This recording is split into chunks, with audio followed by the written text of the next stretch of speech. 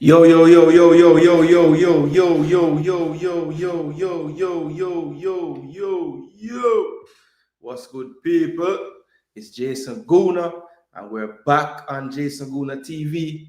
You know, once we have on the jersey, people, the colors, we are going to be talking about some national team news. Yes, people, we have a full show for you tonight, people. We are more similar to the time that you would have known the channel if you are a person that have been with me since day one. You know that we used to run the late night segments.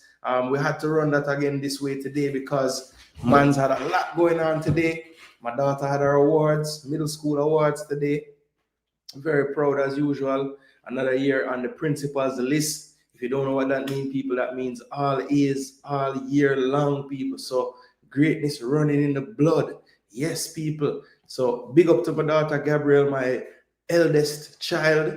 Yes, today she got the principals list and also was the rewarded as the best science student for the year as well. So she got an individual award as well as the principals list. So big up, Miss Gabrielle. So proud of you.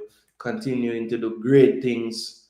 Your mother and myself, grandparents, aunts, uncles, friends, family, everybody so proud of you. And we know that it is just the beginning, right? So yeah, we were busy running around with the family. Yeah, very proud of Gabrielle, man. Really proud of her. Um, yeah, so I know a lot of times we're on a football channel, so you might hear about my other daughter, Julia, a lot because she play football. But I have two daughters, and my eldest daughter, Gabrielle, is definitely someone that I could brag about all show long as well. So yeah, big ups to Miss Gabby. She's teenager. I can't believe it's like yesterday. I was in the hospital with her, taking her first breaths. But life comes at you fast, people. But listen, we are on YouTube, so please do like, share, and subscribe. If you are new to Jason Gooner TV, we want to first of all say big up to all the people that tuned into the show yesterday. It was a marathon, not a sprint, but a lot of you stuck around for the entirety of the 3 hours and whatever time. So really do appreciate it. The likes were up on the video.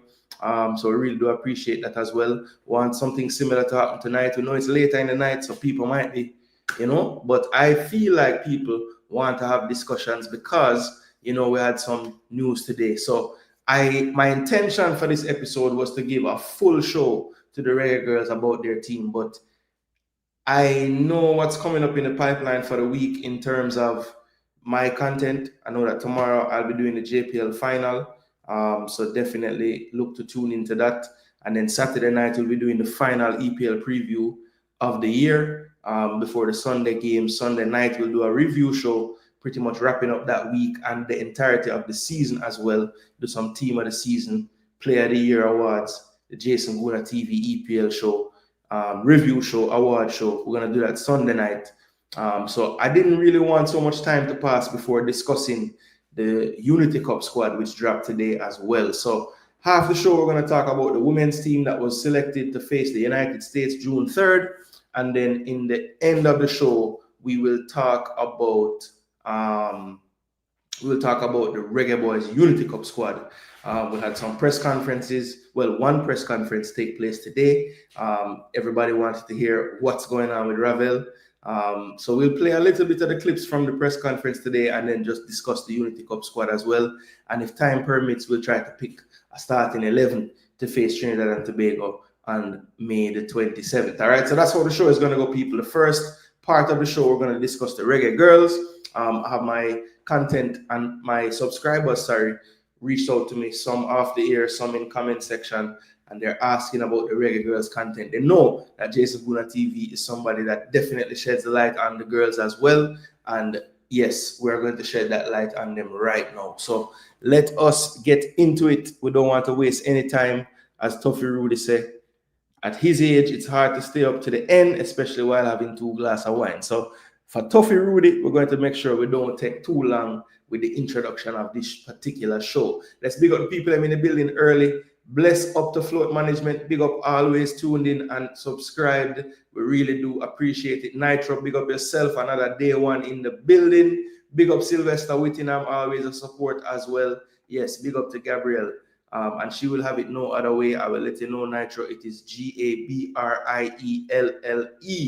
Yes, we're not Gabriel. We're not the angel Gabriel, right? But big up yourself, same way, Nitro. The message is still received. Namesake in the building. Big up yourself. Yeah, man. Tuffy Rudy, blessings. And Sean, big up yourself as well. Yeah, man. We're in the building. No donkeys tonight, Sean. We just talk about the squad, them. All right. So, look, in the interest of time, I will not play any of Hubert Busby's press conference. I was in the press conference, did ask a question. Basically, asked the coach. What did I ask the coach? I asked the coach about Mimi, how it was getting her back into the team. Obviously he didn't divulge much in terms of what the conversations were like, but he just basically said that, his confidence the last time I asked was, basically rooted in what he thought had been a relationship that had already been built, right? So he wasn't so worried as maybe I was or the fans were when Mimi was in that U23 US camp. I think the other thing I was saying was, I understand that we have been playing tough teams, but I think some of the fans would like to know, how can we come up with a plan that is maybe garnering us a little bit better results. We know that we want to change the style of play and all these things, but no one likes to see us losing 4, 5, 6-0 in games. And he said, well, that's the tough thing. You have to find that balance. They want to challenge themselves with the best opponents, which they have been doing. And if they're going to be doing that, then they just have to accept the fact that there will be some tough lessons to be learned, right? So, maybe not the answer that fans would want to hear, but I think an answer rooted in reality. If we're going to be playing the USAs of the world, Brazils of the world, the Frances of the world, more often than not, if we don't just take a pragmatic approach, which I don't think I've seen this coach take once, regardless of the opponent, then it's going to be difficult for us not to lose by wide margins because we're taking a bit more chances in the game. But I think it's going to be. I think it would be prudent on his part to if he's going 100% the way of changing the way we would play against an opponent like that, maybe you find that 50%. So we're still working on things that can help us to be more on the front foot against tougher opponents, but also we have a strategy where we're not conceding chances every 5 minutes, right? So I use the word balance a lot in my questions and in my reasoning about football because I think it's one of the most important things. I think sometimes as a fan base, a club, a culture of football, you might fall in love with one thing, and that's usually at the expense of other things. So I think that the best setups are the ones where you're kind of solid in all the areas that you would need to be, right? So, yeah. I disagree. And change his style, suffered in the game and won Europa League. And there it is, Nitro. I don't think you can be so rigid in your mindset that you just are hell-bent on changing the approach of a team, even at the detriment of the results of that team. And I think you have seen that, actually.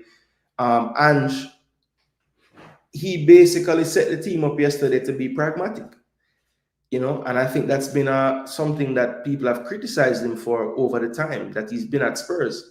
But in order to get that trophy over the line, he had to swallow his pride and he had to play a bit more pragmatic to get the result.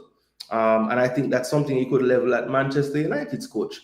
He perhaps doesn't have the squad needed to play his system, but he insists on playing it because he wants to basically, nail down that system for Manchester United.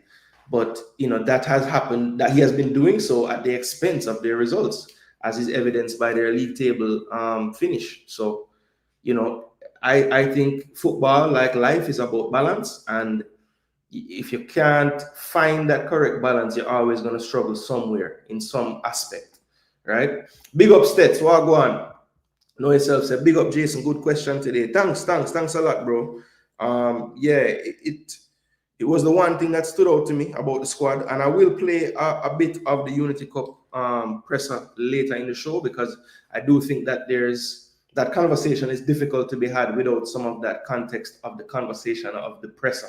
So I will play some of that later in the show. But as I said before, people, let's not hitch anymore. Big up to everyone in the building. Remember, as soon as you get here, please do smash up the like button.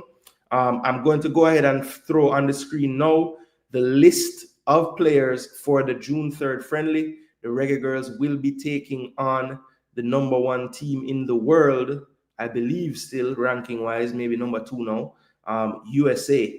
So that game, actually, it's a rescheduled opponent. I think whoever USA's opponent was going to be had to drop out of the game, and we were contacted to kind of be the opponents now. So we gladly accepted the offer, and so we will be playing them. Tuffy Rudy said, I'm so glad and respect you to always promoting our Reggae Girls. They need the marketing. Thanks. Yeah, it's not really the popular thing to do in the YouTube space, to be honest.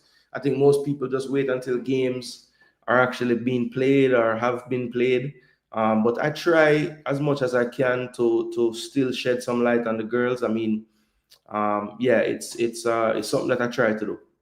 I'm glad that you notice. Bless up, Corey Swagwan. England and the US are very good opponents. Yeah, some would say, you know, definitely two of maybe the top 5-6 teams in the world right now. So yeah, it's a good idea to play these tough games and lose some. It shows the coaching staff and players exactly where we are and where we need to go. Absolutely, Tuffy Rudy. I have no issue with the tough opponents. I think, as I was saying earlier, it's just that you know, we can't always have this approach of, you know, every game we're trying to, you know, do a complete shift in the mindset and the system and the mentality and the style of play. You know, we have to be able to, you know, have a defensively stout approach as well. I've yet to really see that type of approach from this coach. So let's see, maybe in this USA game we'll get a glimpse of what that looks like under him, or maybe we'll see what we've seen so far, which is, you know, us just trying to play a brand of football that maybe we aren't accustomed to against an opponent like the USA. Bless up, Jamrock Wagwan. Maybe the results may not be friendly. That is true. My favorite Reggae Girl is not in the squad, number 15. That must be Miss Cameron. All right, so that's a great segue into what I'm about to throw on the screen, people. I am going to throw the Reggae Girl squad. Jamrock, hold that point, bro. We're going to discuss the Unity Cup squad later down in the show. So go ahead and get comfortable and take in the reasoning. Right now, we are discussing the women. So here is the Reggae Girl squad, as I said before, to face the USA June the 3rd. Goalkeepers, people. Leah Brooks, Sydney Snyder, and Serena Mensah. Now, this goalkeeping pool definitely looks weak to me. Just going to go off the bat and say it straight out. You know, Leah and Serena, maybe someone in the comment section can correct me, but to my knowledge, neither one of these players are really playing much football.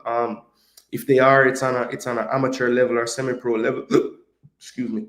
Sydney Schneider, though, she is playing in I think it's USL Championship, I think, or WPSL Championship, whatever it's called. Basically, the league below the top league. And she has been getting some starts for her team, which I'm going to go through and show you guys stats of players this season and everything as we go through the show, or this segment of the show. Then we're moving to the defenders. Chantel Swaby, Kanya Plummer, Naya Cardoza, Vian Sampson, and Alison Swaby. So we have the Swaby sisters, Kanya Plummer, Vian Sampson. I would say those 4 of those 5 names probably, you know, at this point, core players in the team. Kanya definitely had a spell out when she was, you know, being a mother to her children and in her family. She has since made her return, playing in Europe as well, and has been pretty much picked in most of the squads under the new coach as well. So she's definitely there. And Cardoza, it's safe to say, is definitely one that this coach likes a lot.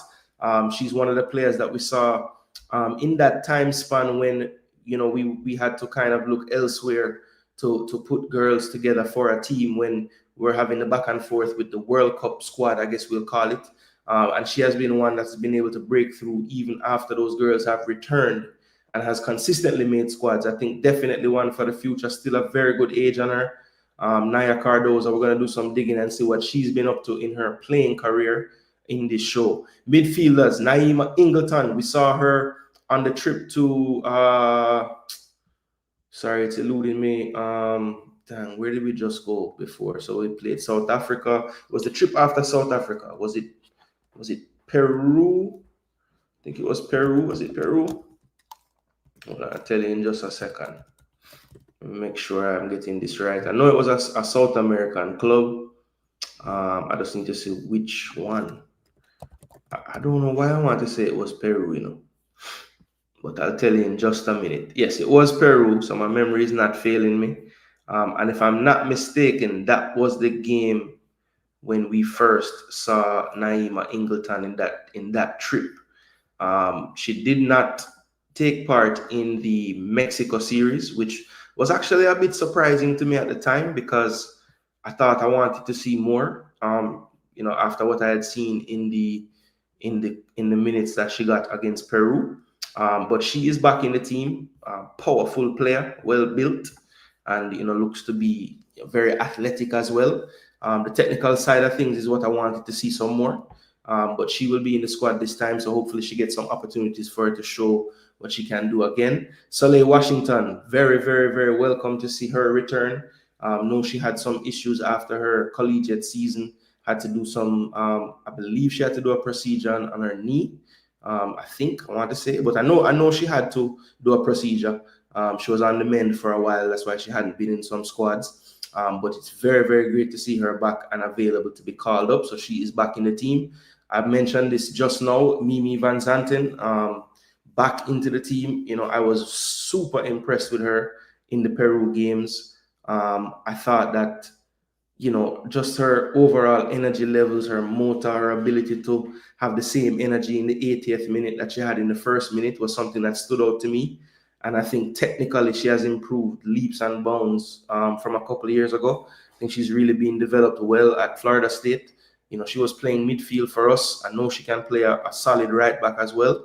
But I think for what we need, I think either place we could use her, to be honest. But I did like the looks of her in midfield in that Peru tour. So it's going to be interesting to see. They're a little defender light here. And so, Mimi could also be an option for that right back position as well. Then we have Sade Adamalokin. I was extremely impressed. Maybe the only player of all the players that actually impressed me in the Mexico series was Sade. She was playing a bit deeper than I'm used to seeing her play in the system for Jamaica, but I thought it looked really good. I thought her ball retention was excellent. Thought her ability to drive past players on the turn was good. She just didn't get that many opportunities to show what she had because, in both games, I would say we were behind the 8 ball quite a bit. Now, against the USA, I'm not sure how much that will change. But again, I was pleased with what I saw from Sade and glad that she got some minutes because there were a few camps where she didn't really get much time. So I like the fact that the coach was able to find some minutes for her the last window, and I thought she impressed. So hopefully she can gain on that now. Someone returning to the squad who had missed the last few, Atlanta Primos. She's back fit and healthy again, so she's back in the midfield pool. Denisha Blackwood, listed as a midfielder. You love to see it. She was listed there the last time, but did play one of the games at left back. I will keep saying this till the end. I need her to be further forward for me, please. I know I'm not the coach, but I have eyes, and that's what I see. All right, forwards. Kayla McKenna. She has been a mainstay in the squad now for a while. Look, divides opinion among the fans. I know that for sure. But for me, and very, very intelligent player. She's not really going to wow you with anything physically, attribute-wise, besides her strength. I think she's very powerful.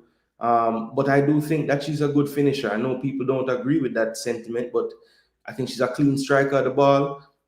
She gets into position. Typically when she plays, even when we are outplayed, she'll get a chance in a game, which is something that I respect.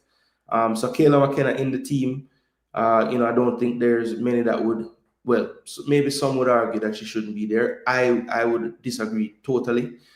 She constantly gets work every season. Yeah, she's moving clubs a lot, but strikers are like that. They're for hire. So if a club needs a striker, they might just move.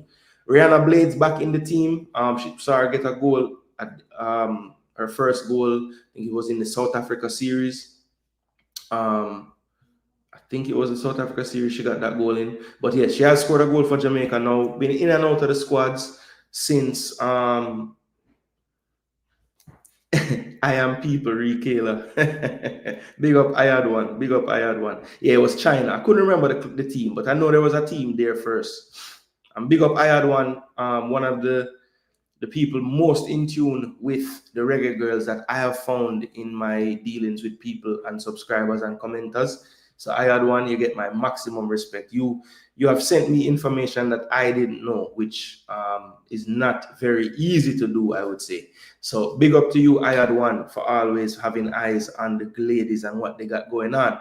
Rihanna Blades, when I look at what she was up to this season as well, look, I like the look of the player, just haven't really seen enough seen her get enough chances to really make a definitive assessment. But I like what I see. Nippy player, not the biggest player in the world, but I think has enough technical skill to kind of work around that. And yeah, I just want to see her play some more. Shania Hales, really glad to see her back in the squad. She was Newcastle's leading goal scorer this year in the championship. And she definitely is one that I've always wanted to see in the squads. She hadn't represented for us since we had that tour in Jamaica when we played South Africa. So some niggling injuries to end off the season.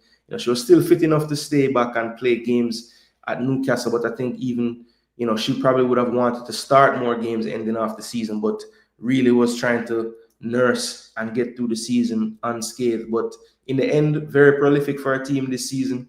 Can operate through the middle, also operates with another striker in a 2, or can play off the right or left in a front 3. So good versatility on her. Haven't really seen her get the chance to play up front in Jamaica's system. We usually play a 4-3-3, 4-2-3-1 type of system.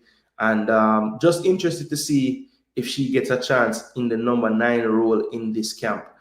Chanel Buckley back into the squad as well. Had a huge collegiate season, helping her team win a national championship. I think it was at the junior college level. So interested to see what the fall holds for her in the collegiate ranks. But she is back into the squad. Definitely one for the future, according to the coach. Cameron Simmons, she is back into the squad as well. Versatile player, can play anywhere on the pitch from right back to right midfield to main striker to either wing. So a lot of different spots can be filled by Cameron. We see her at FSU, converted to a right back last year and did extremely well. I don't happen to love her there in the international game. I think her home will probably be further up the pitch at this level. And we saw her play, probably the best spell of time we had in that Mexico series was the second half of the second leg. I think Cameron, Sade, among others, were on the pitch at the time. So maybe that nucleus gets a chance to play together against the USA. Kiki Van Zanten, formerly known as Kalissa Van Zanten, she is back into the team as well. Had a long, bad injury stretch, but is now back. We've seen her play window for Jamaica now. She was in that Mexico camp. Many people, including myself, wish that she had gotten more minutes. Maybe that was a case of just, monitoring, making sure they're not giving her too much overload. I would hope at this point, though, and we're going to check what she's been up to with her club, that she would be, fully fit and ready to play if we need her at 90 minutes. And then Jodie Brown, player in Portugal at Benfica, back into the team, was basically the Chanel Buckley of the original team, that young girl for the future who ended up being for the now. Chanel Buckley hoping she can do the same. I don't know if that will be as easy these days with recruitment, with the pool of players that we currently have. But Jodie Brown definitely is somebody that the coach leans on heavily.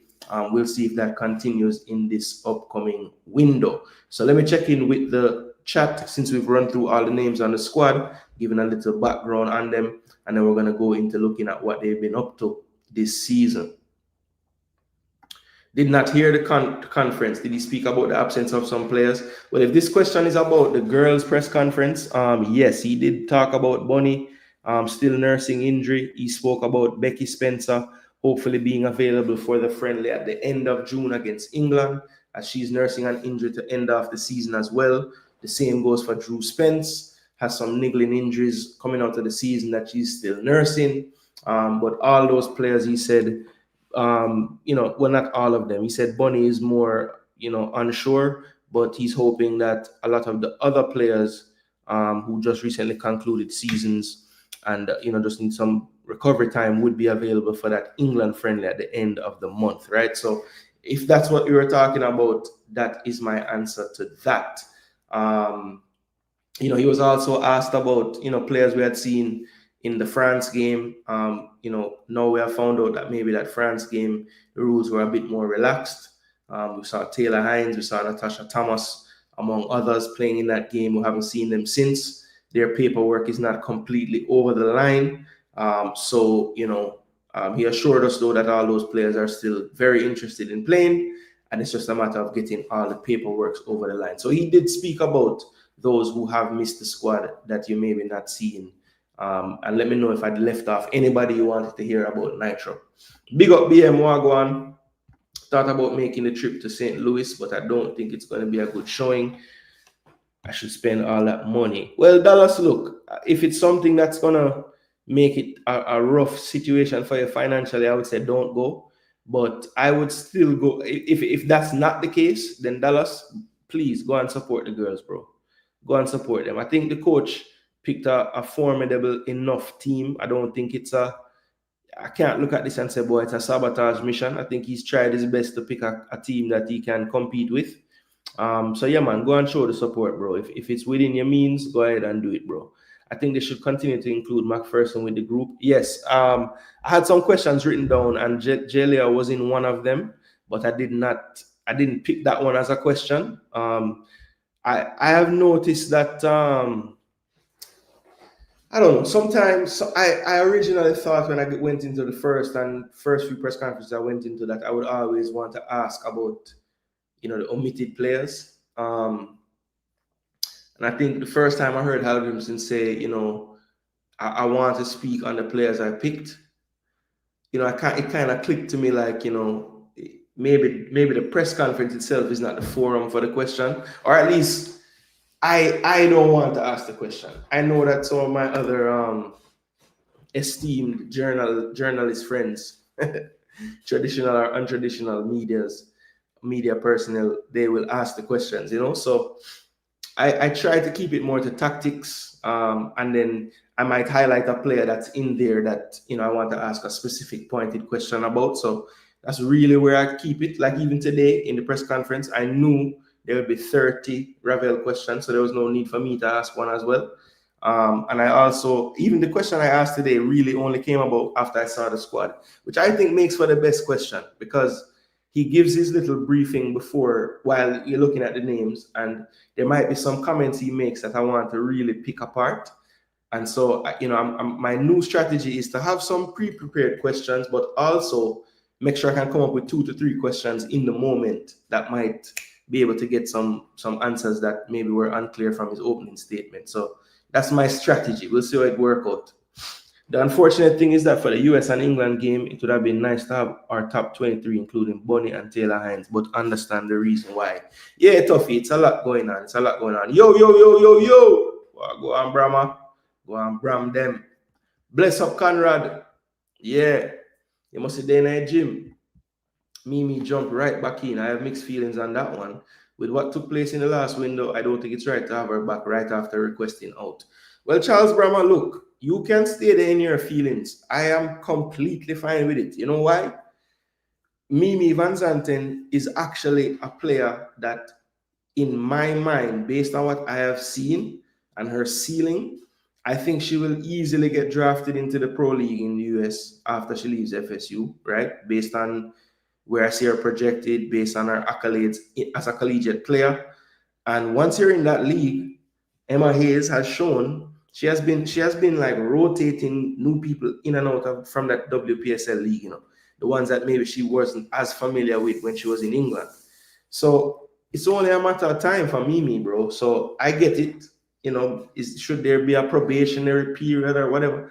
You can feel that way, Charles. But you see in this arms race called international football, I am not turning down the opportunity to cap Mimi again. I am sorry. Get out of your feelings, Charles. Bless up MVP, boss. I'm glad to see Soleil back in the lineup. Me as well. Yeah, man, Gooner the girl them tuna. I don't know if I like that one day, you know, because tuna swim around, you know, bro. Oh, wait, this me. Bless up, me rock. Our pool is big. McPherson got plenty of time. I don't think it's her time right now. Fair enough, Charles. Fair enough. I just don't see this immense pool of defenders, though. To be honest, I mean, you know, Alison, Kanya, Chantel have all been through cycles. You know, they're still young. You know, Alison is what, right at 30. I think Kanya is maybe a couple of years older, and Chantel is a little younger. Naya, you know, Vian is what, 26, 27, 28, something like that. I mean, you know, where are the rest of the defenders? You know, most of the other defenders I've seen us use are kids. So yeah, it's just that there's not that deep of a pool in that position, I don't think, you know, even though our pool is big. Kiki was out for a very long time. I don't know that she can last 90 or shouldn't be pushed to. Yeah, I you know, on reflection, that's what I was thinking about too. I had one. Like, it's probably more like, okay, let's not overload, you know. We need to have media submit their questions in advance and Simon read them and maybe revise some. Some people ask the same dumb questions. Yeah, Charles Brahma, that is a bit frustrating as well. You know, if people don't like the answer to a question, they ask the same question with different words right after. Even the coach in today, I remember him saying something like, you know, I'm pretty sure I answered that from the last question or whatever. So, yeah, it is frustrating, Charles, but I mean, I don't think you could have it in advance because, like I said, I don't think it would be smart because the coach is going to make some opening remarks and then we're going to see the squad to react to that squad. So I can't really have my questions until I see the squad, I would think, you know. I hope folks done with this Ravel thing. Of course, I don't think so. Davia need to be around the seniors. Yeah. It's what, 2 times in a row now. Davia hasn't been in the mix after being in the mix a few times. It may be a case where it's a Davia or Chanel. Maybe.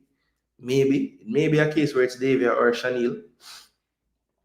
Yeah, I disagreed with that take with Brahma as well. And he's following up. You don't mind players flipping and flopping? Come on, man. We got to have standards or else things will repeat itself. Look, well, the thing is, you know, they can flip and flop all they want, but, well, not they can flip and flop all they want. Let me rephrase that. If they are flipping and flopping or they're unsure, right?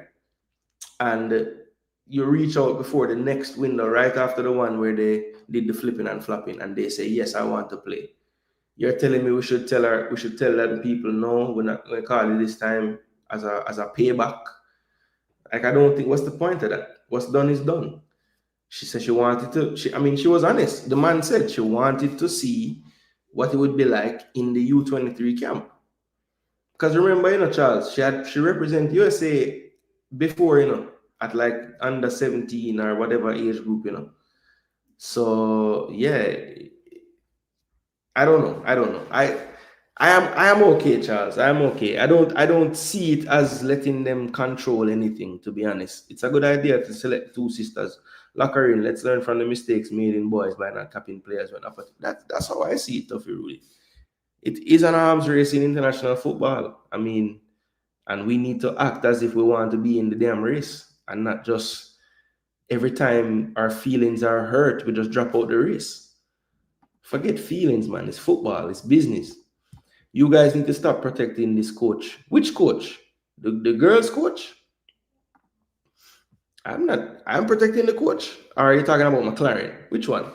Let me know, Uncut.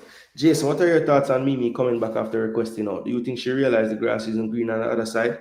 I don't know what her realization was, BM, but I have no issue with it, especially if what the coach said is true, in that, you know, she basically said that she just wanted to have a camp with the US and just see how it felt, you know, and everything. And the fact that one camp after that, she's back with Jamaica, that should show you, you know, whatever she had in her system, she has gone through it, and it's, you know, it didn't elicit any response to make her not want to play for us. So if anything, the closure, I don't mind her getting the closure. You know, that's how I see it. We need defenders and goalies. We need to start scouting. Yeah, that's what I say. I had one. That's why I say Jelia, maybe she's not ready, but based on what we have, let her get the experience with them because we don't have much in the pipeline that I see. I don't know. We're also used as a pawn sometimes. It doesn't always work in our favor. Yeah, Charles Brahma, look, at this point, I don't believe that. I think the problem is, we confuse Jamaica's status as a brand, right, with Jamaica's status as a footballing nation. So we take offense as if they're dissing Jamaica, the country, right? As if we're dissing Jamaica, the country. When really and truly, the fact that they have any apprehension is not about the country. It's the country that, in fact, lets them overlook some of the shortcomings they might run into because of the lack of resources that we might encounter, right? It's the love of Jamaica that would make them overlook those things, or not count them as the main reasons of choice. And I think when it's a player like Mimi, who I think has a legitimate chance of making the USA team in the future, if she needs a little more time to really decide, I can't be upset at that. I can't. They are Americans and Brits. The anomaly is them choosing us. Yeah, there you go. There you go. And when you have, look, there are varying levels to everything, including talent.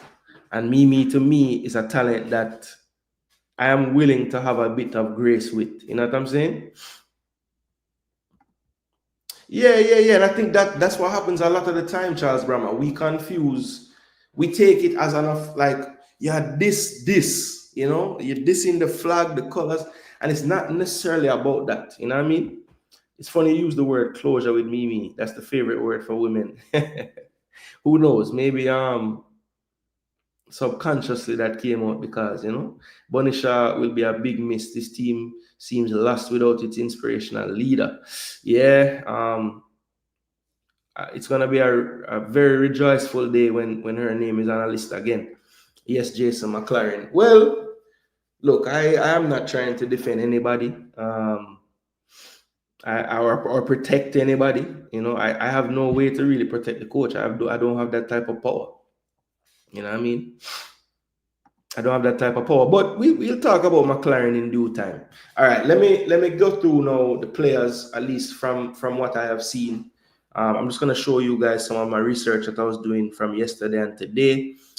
So let's go to what I have found to be the one of the more reliable sources for female statistics in football. And that is this site right here, Soccer's Easy. So big up to Soccer's Easy, or Flash Score as well. They're pretty good. But Soccer's Easy is what I was looking at to find most of the stats.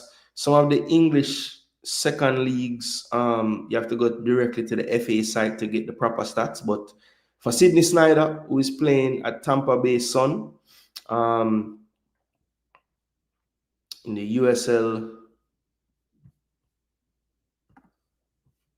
Hold on. She's playing in the USL. So let's just go to club. All right, so she has played 4 games, undefeated, 2 wins, 2 draws, 3 goals conceded in those 4 games, and here are the 4. So she made her move and took a little while to get into the starting lineup. Got a start against Brooklyn, a 2-2 draw, and then she has started the last 3 matches, which is good to see.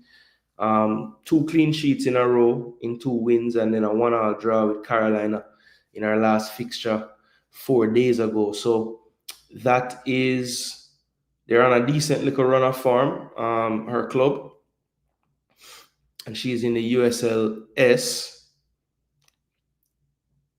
That's the Super League, right? So how does it go? I had one. Is this the second or the third tier? Because I was trying to figure that out, No, she did play.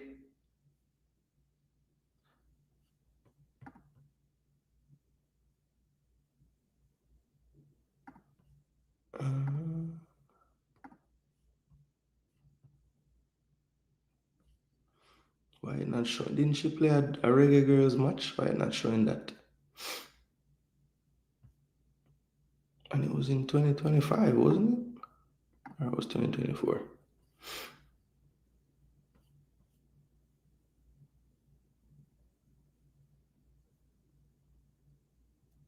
She played in this match, but she played one of the. I don't know why the Mexico game ain't showing up. Hold on, let me see something else. Let me go to Flash Score. And if you guys know of any other good sites for female statistics, let me know. Cause okay, so Flash Score doing a little better. So let's go to Flash Score. Yeah, because it was either between one or the other that I was compiling all of this data yesterday. All right, so this is a little bit better. So this is showing Sydney Snyder basically since she's been at the Tampa Bay team. Wasn't in the squad, then she was on the bench, then she got the one game against Brooklyn, back on the bench. Wasn't in the squad because she was with Jamaica here, played in the 4-0. I think that was the first fixture. And then she went back to the league again. 3 games on the bench, but then after that, back in the goal for the final 3 fixtures, or the last 3 fixtures they have played starting. So hopefully she can continue to start, get the match fitness back, the match sharpness back. You could tell in the Mexico game she was not sharp at all, really wobbly with her distribution, letting some shots that she normally would save as well. So yeah, it was not the best outing for her. She played the second game in Mexico, sorry, not the first. Becky did play the first one. So yeah, it's look, I think the goalkeeping pool is going to struggle, and one of the main reasons for that is we're really relying on Sydney, who, let's be honest, she looked a bit shaky in that game against Mexico. Definitely not what I would consider her, her shining moment. Now, the other players in the squad, on the goalkeeping side, I would think Leah Brooks probably would be the second string. She got 2 starts against South Africa in that series. 1 clean sheet. Then the second game, she had a couple of mistakes, conceded a couple of goals. And she has pretty much been in most of the squads. Went to Peru as well. The Mexico tour, she was there. Went to Brazil. So she's pretty much been a part of the team, or most teams under this coach. But the worry for me, she just doesn't play enough football unless she's playing some amateur or semi-pro league I don't know about. All she really plays is with her college team. And last season, as a redshirt freshman, she only played 45 minutes the entire season. So, it's really and truly something serious what Ayadwan was saying when she says that, when she says we need to recruit goalies and defenders, because here we are about to play the number 1 team in the world, basically, and we only have 1 goalkeeper that's actually playing professional football in the squad. So that's Leah Brooks. Now, I could be wrong on Serena Mensah, but I was not able to find anything showing what she's doing, where she's playing. I tried looking everywhere, guys. I could not see a thing about anything about her. Nothing.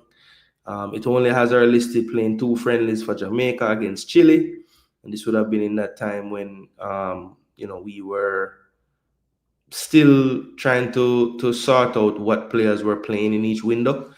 So she got an opportunity. To be fair to her, I don't think she was so bad. We did get back up 5-1. Second game was improvement at 1-0, but again, just when you're facing an opponent of this level, to only have 1 real registered, professional goalkeeper is tough. So look, it's 1 game. I wouldn't expect, more than 1 person to get on the pitch, and that more than likely will be Sydney. I'm sure it will be a great experience for Serena and for Leah, but I think this just drives home the point that we do need to develop or recruit more than likely some goalkeepers. Yeah, so I see somebody asking,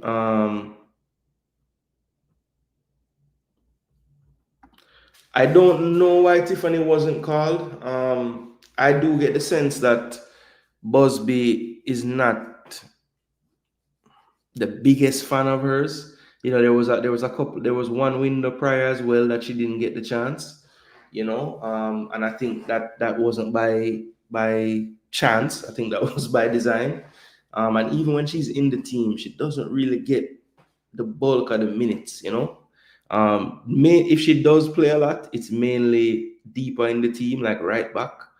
And I don't really think the coach sees her as a true right back. So she's gonna have to really get past some other players in that attacking area. And I think he sees McKenna as a better option up front. I think Shania is a better option wide.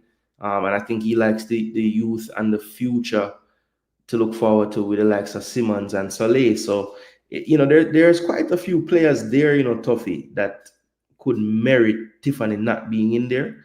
But when you look at the defense being so light and really and truly no recognized right back, Tiffany is proficient enough and professional enough to pull off a job for you there. So I think in the attacking areas, if that's where he sees her, I could make an argument that she's not there.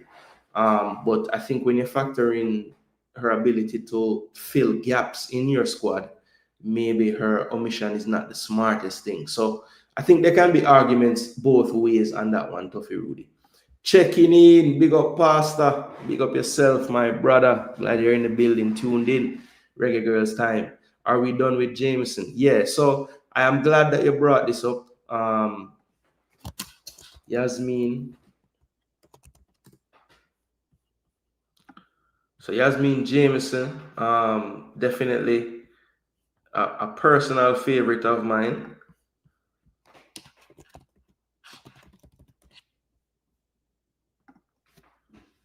But again, Yasmin has not been with the Reggae Girls team since 2022.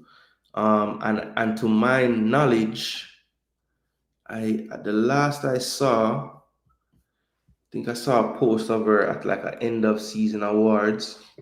Looks like she might have been playing somewhere in Canada. Let me see. Yeah, she's in League One Ontario.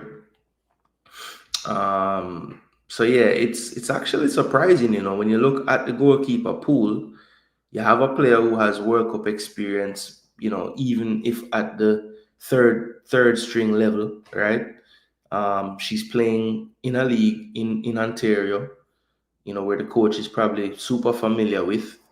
But yeah, it's surprising. It's surprising that she's not there, to be honest. Yeah, she spent her last season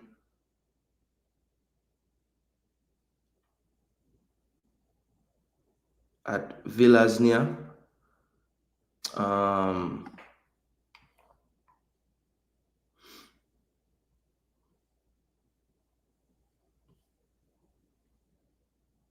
Where is this club?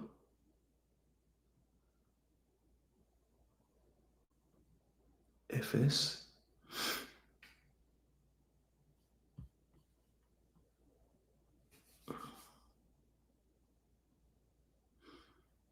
Albania. So this is a club in Albania that she was at, and they were the champions last season.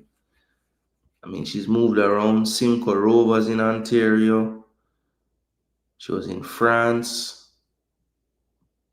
But yeah, she's moved around since she was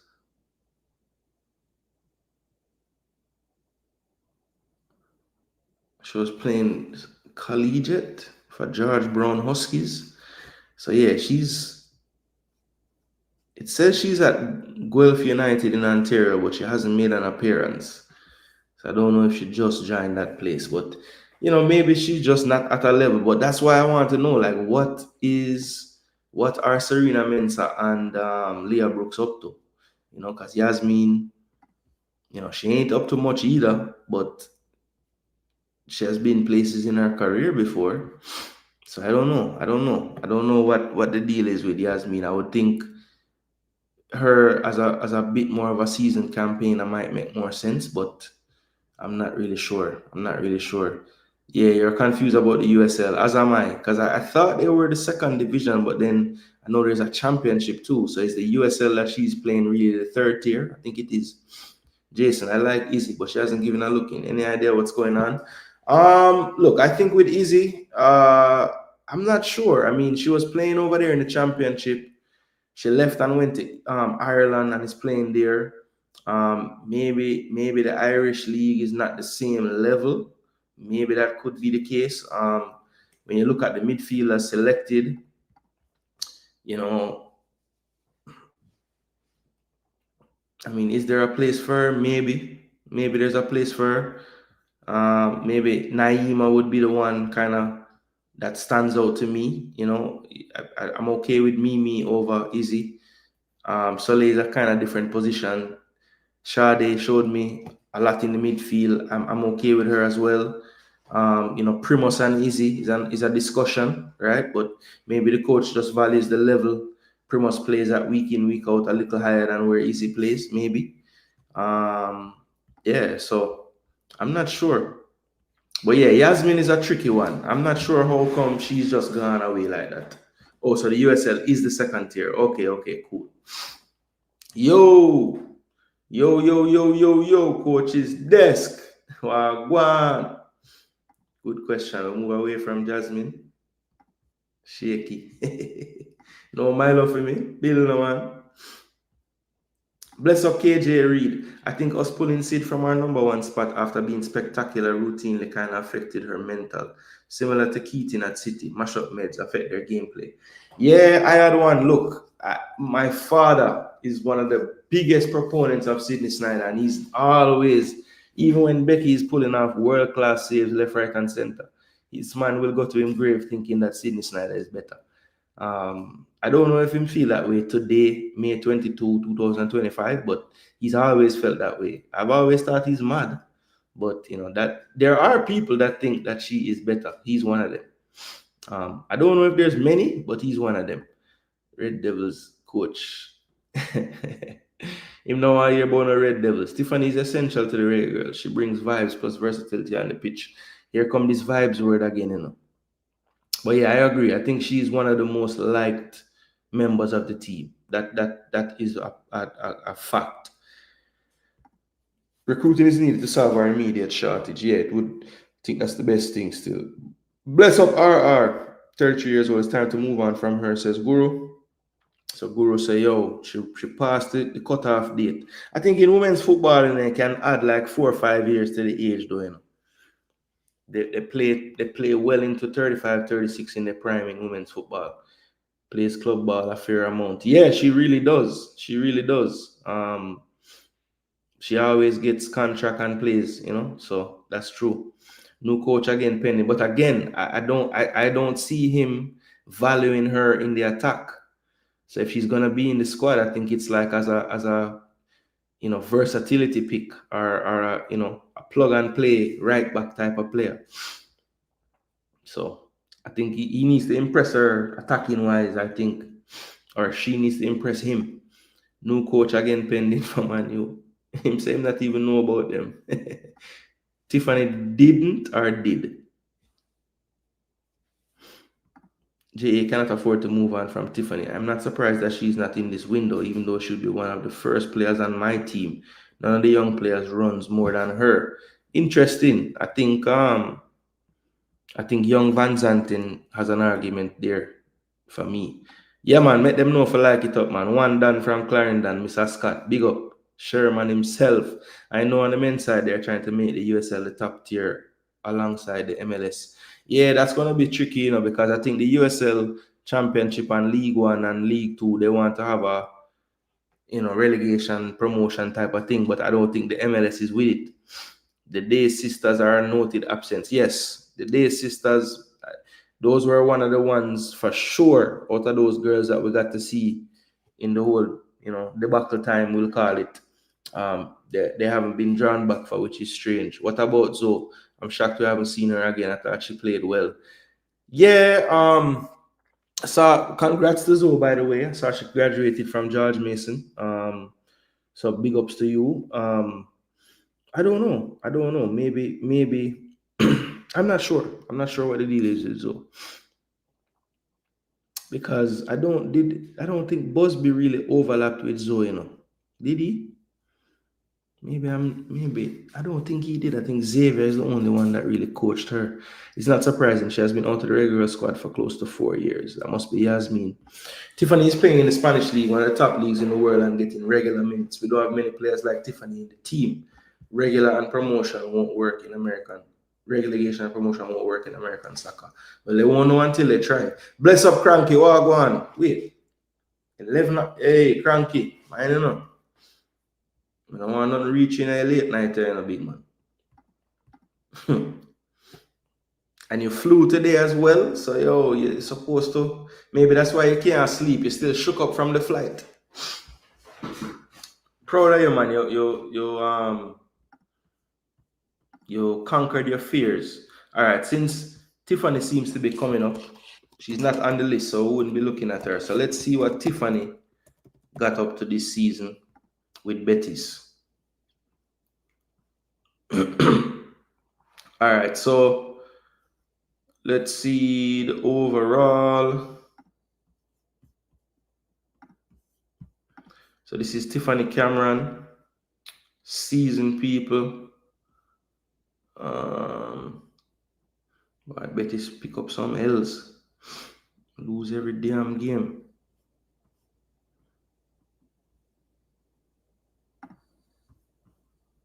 So let's see.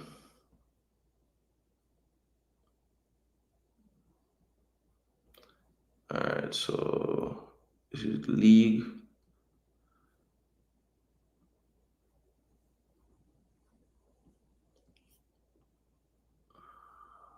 She was getting off the bench, wasn't in the squad. First couple games on the bench, got 6 minutes, 4 minutes, 8 minutes, 30 minutes, 22 minutes. Played a full 90, that's for Jamaica. 23 minutes. This was her first start of the season in November. Off the bench again, coming off the bench. She played 88 minutes against Levante, so it's probably her best game of the season. 1 goal, 1 assist. And this is the rest of her season. She did have a goal last game of the season on the 18th. So I think she scored 2 goals, 1 assist for the season. This season. Yeah, so that's what she was up to for the season this year.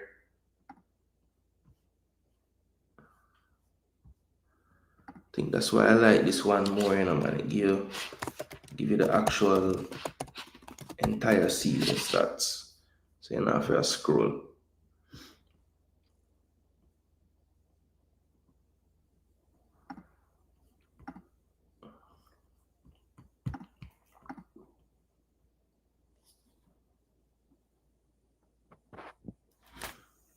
Alright, so let me actually share this one. Go back to this other side.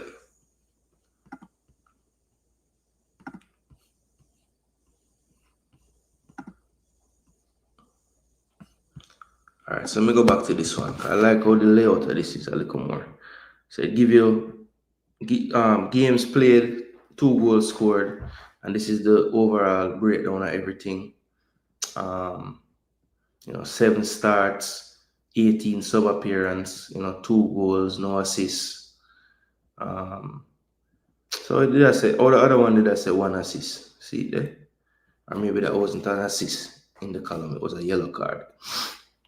But yeah, 2 goals, no assists, played 25 games, 1 Copa del Rey game, or Copa de la Reina, I should say, and 1 Spanish League game. So, and 24 Spanish League games, sorry. So she played 796 minutes, start 6, sub on 18 times. So 24 appearances, not bad.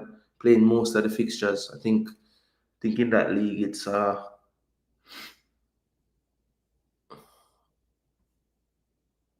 15-team league. So they play like 28 games, I want to say. Something like that. But yeah, that was the season for her. Not prolific, but as someone said in the comment section, definitely in a top division playing her trade. So you have to give her that credit as well. Um, yeah, but it was a tough season for her in terms of the minutes. You know, she did end the season off stronger. Started the last 2 games, which is nice. Had a couple of games in a row in March that she started as well. So yeah, had 6 starts, as I said, out of the 24 appearances, but definitely she would tell you that she would want more out of her season. So yeah, I don't know if for whatever reason the coach, I get the sense he's not like super fond of her for whatever reason. You know what I mean? No, this to Becky, she's a general. See the spectacular coverage, reflex. It's me and your dad. My theory is Sid Confidence took a hit being benched for Becky.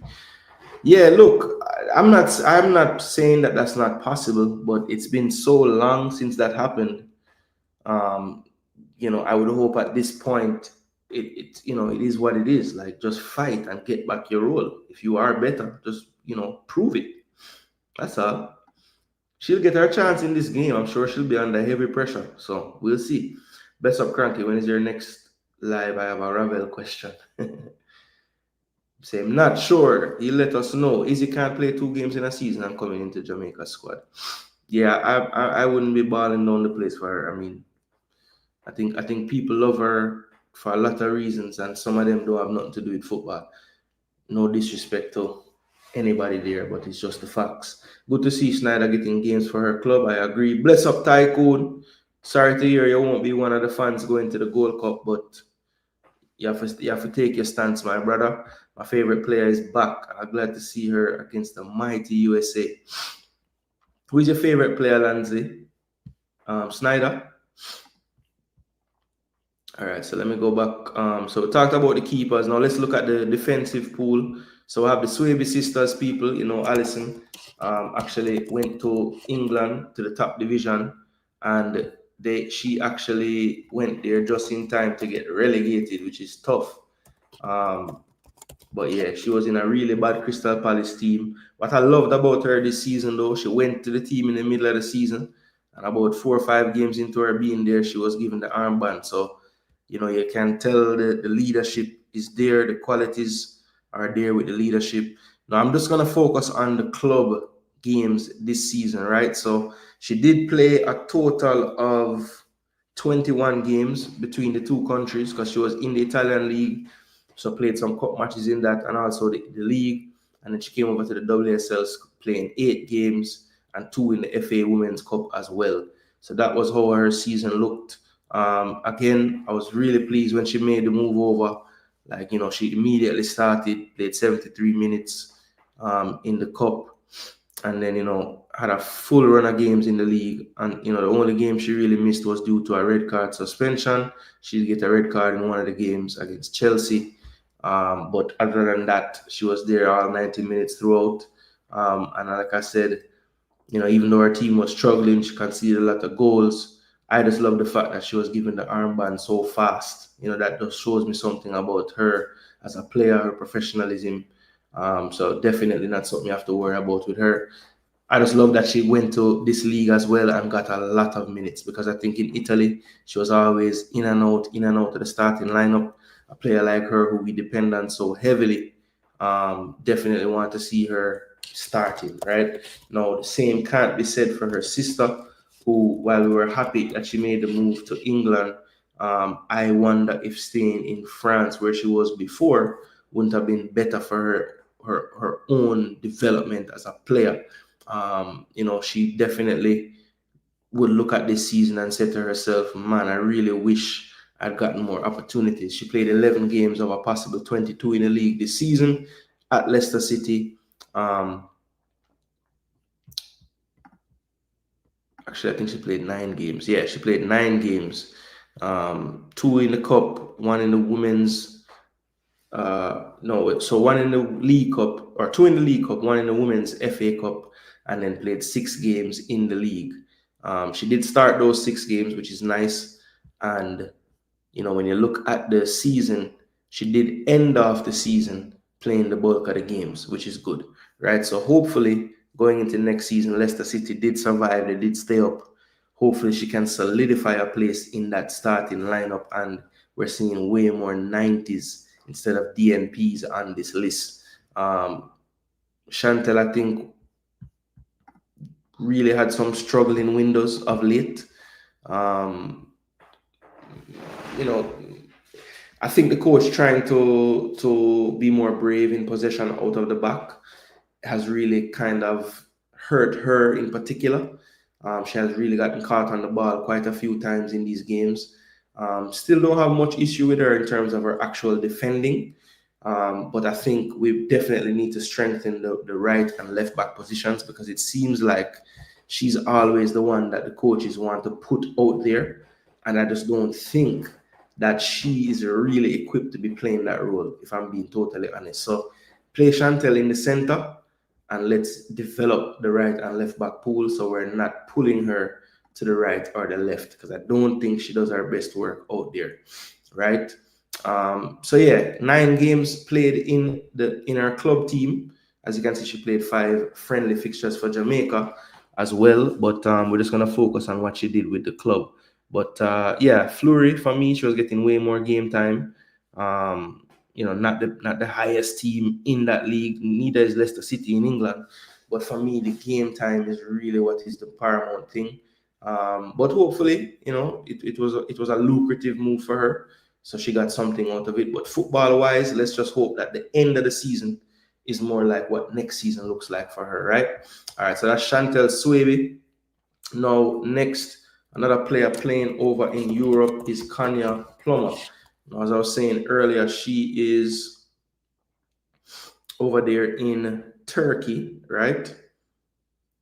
And maybe I'll have to go to Flash Score to get any info on this, because it looks like the Turkish league gets no love on this site. So let me go to Kanya Plummer.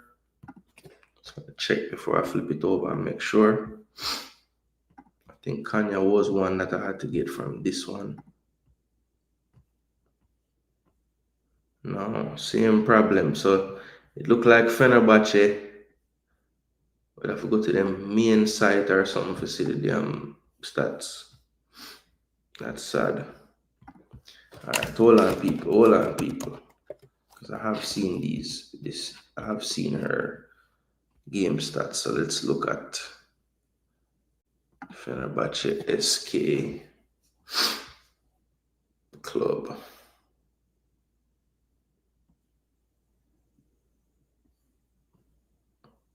So they won the league. Oh no, that's basketball. Never mind. I wonder how them girls are so tall. Fenerbahce women teams win everything.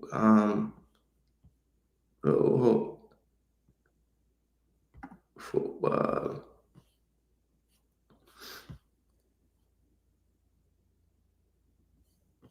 Women's football.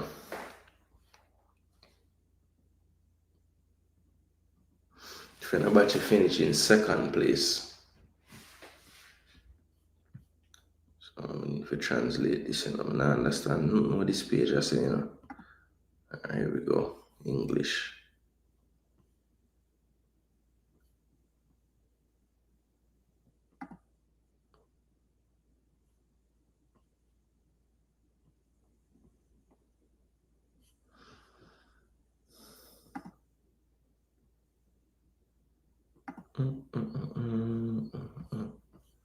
Alright, squad. Kanya Plummer. So you can't tell me nothing about nothing. Yo, this is some foolishness, man. Alright, well, people, let me see. I had one. If you help me out, Loan highlights me get pan Kanye, and I don't know what I go on. I could have swear say this page right here. Nah, give me nothing, bro. Fenerbahce women. Don't think they even have stats on the Fenerbahce side. Alright, so wait, let's see. 5-4. Can I get a lineup?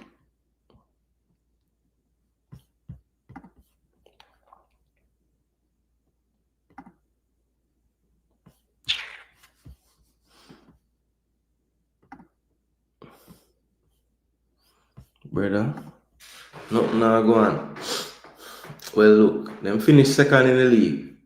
I know she play a game. I see a whole heap of picture with her posts in lineups and stuff.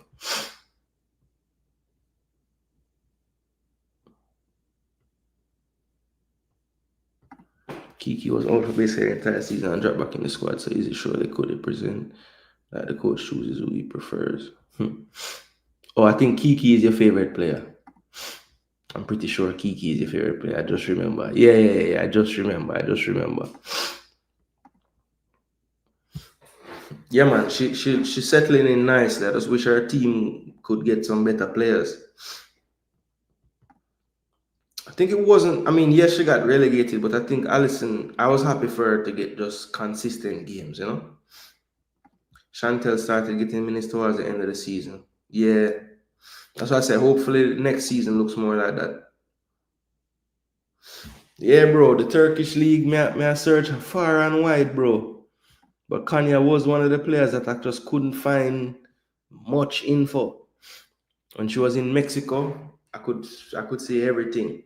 So yeah, all I know, people, her team finished second in the league, and she was a contributor. She was on a lot of teams to play this year, so she was getting plenty of minutes. So that is good. All right, so at least I know she's in match sharpness. So that's good. Now let's move on to Naya Cardoza, people. Naya. So Naya is another one that it was difficult for me to find anything other than what we know, and that is the games that she has played for Jamaica, right? I couldn't find, maybe somebody else can help me too. I'm pretty sure that at this point she's out of school, but I'm not sure what her next move was in terms of her career. I think she's done at Brown, if I'm not mistaken. I'm pretty sure.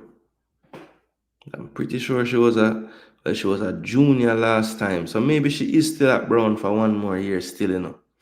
Maybe that's why I'm not seeing anything other than her Jamaica stuff. Yeah, because I think she's a junior, so she should have one more year of eligibility in college. She probably just gonna play her senior season and then see what happens after that. Okay, cool. So I'm gonna feel so bad. I had one, can't find it neither. That means it's hard to find people. Trust me, it's hard to find. Sad though, because I know people have videotaped the game them and all of that. Naya, not much info on you other than what we see with you with the Reggae Girls, and I think you definitely have a lot of potential. I like the confidence you play with as well. For somebody your age, you don't look overawed by the situation. Yeah, I like a lot of things about Naya. I think she's definitely one for the future. And to be totally honest, with the pool we have right this second, I think she's definitely one for the now. Naima Ingleton is another player that,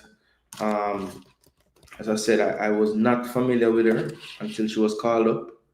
Am I spelling it wrong? I don't think so. Let me see if I can find her on this one.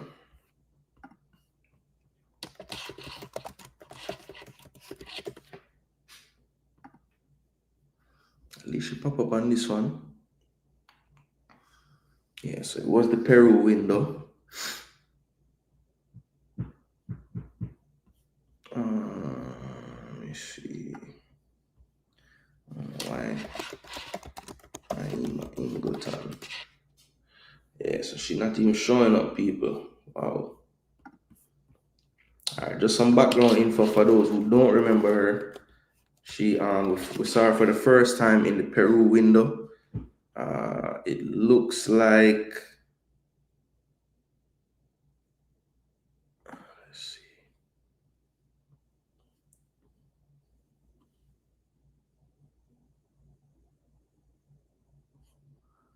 She's listed as a Whitecaps player.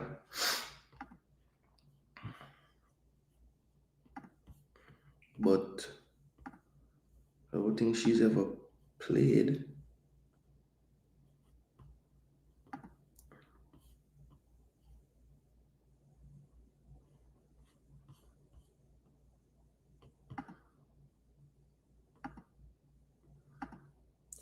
Is this old?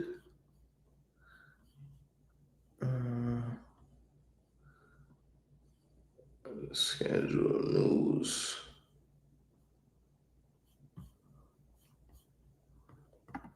Hold on, people. I'm just trying to find something about Naima real quick.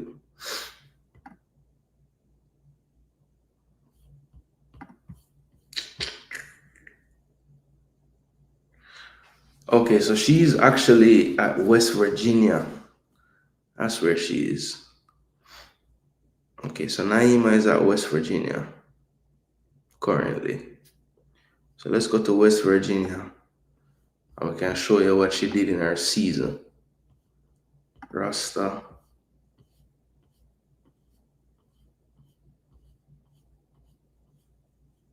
There she is. From Calgary, Alberta. All right, so sophomore year. Started 12 games. She played 14 games, scored 12 goals. Wow, so she's just playing like, she's listed as a midfield / defender, but she scored quite a few. Oh, no, that means game started. I'm sorry. I was about to say she scored 12 goals. Yeah, so she played 14 games in 2024, 18 as a freshman. So it looked like she had a couple of she had some injuries in her sophomore season. So yeah, she's straight up a West Virginia college player. So she's young. Let's see if I can see her date of birth.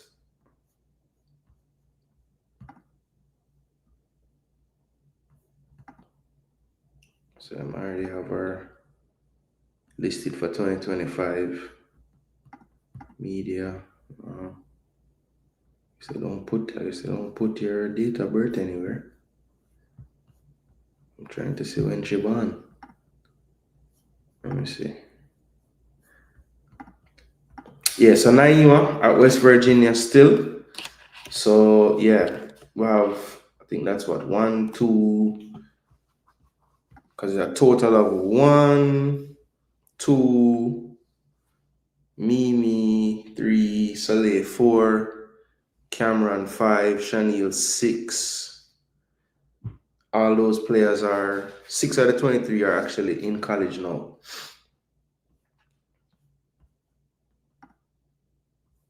Interesting. All right, so Naima, midfielder, listed as a defender as well in college, but so far only seen the coach put Naima in the midfield. So let's see if we see more of her. Yeah, I think Cardoza did play U20s for us before returning again to play, senior team once the girls were out, the World Cup girls.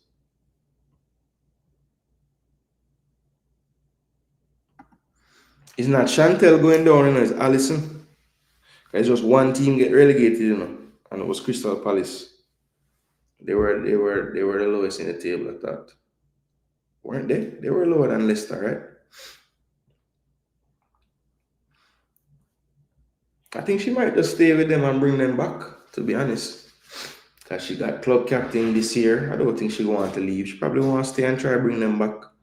Championship is still a good level in England, to be honest. I wouldn't be so mad if she's playing down there. Bless up Jeremy Lee, Wagwan. Yeah, she is Lansley. She's same one. Nah is a good baller. She reminds slightly of the girl that used to play on the right wing. She had a kid a little while back.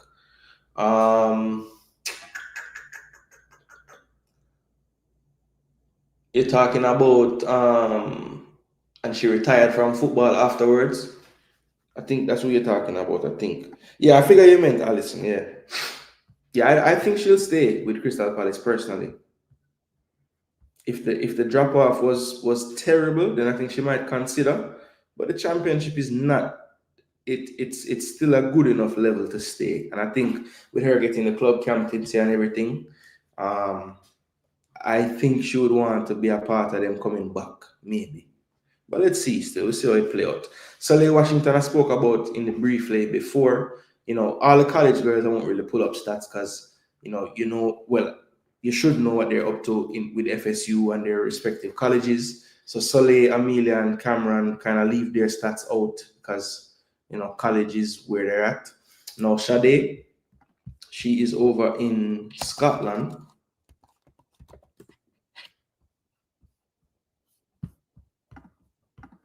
And I did not try to spell it, so I'm very happy that it popped up that way. So she's at Hearts, right? And you'll see an abundance of statistics for her. Let me just pull up all matches, make sure I take out the national team. So this is just her club statistics, people. 33 games played, 13 goals scored.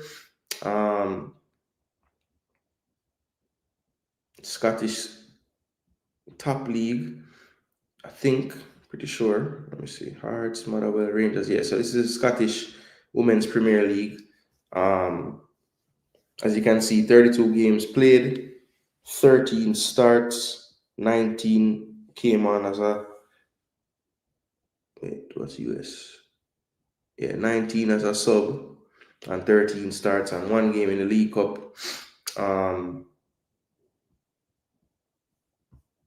Definitely a key part of their team. 90 minutes for the most part. Did have some games where she came off the bench as well. Kind of surprising she had 13 starts out of the 32 games. Seems like her production would warrant more game time. But for whatever reason, that's what she got this year.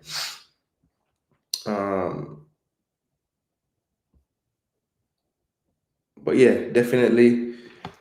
Again, I was a bit surprised to see her playing where she was playing under the coach.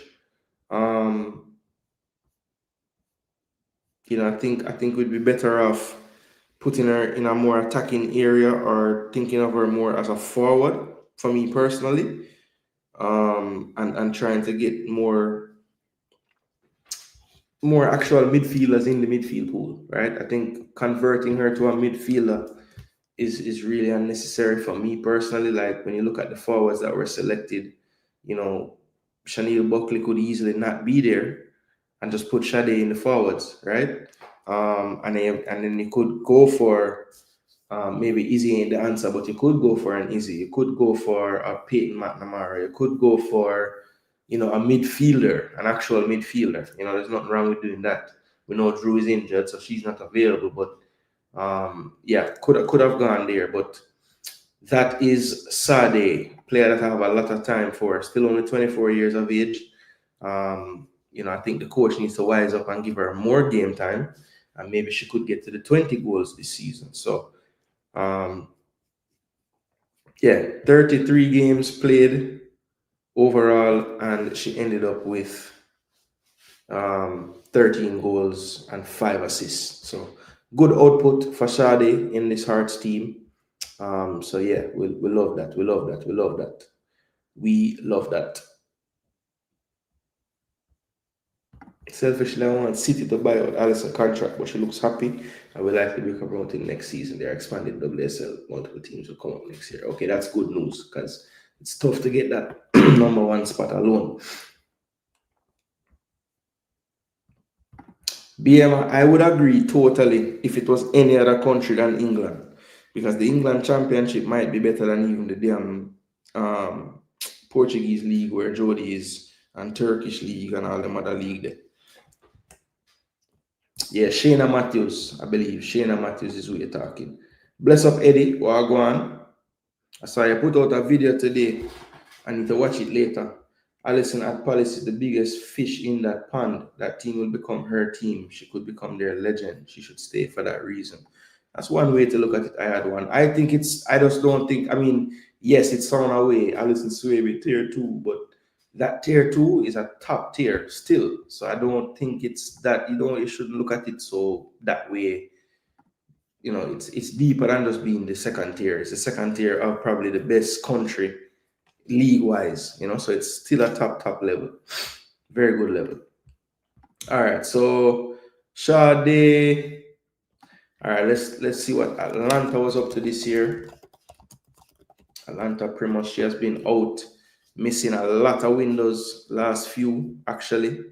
But prior to that, she was playing, but did have her issues to end off the season.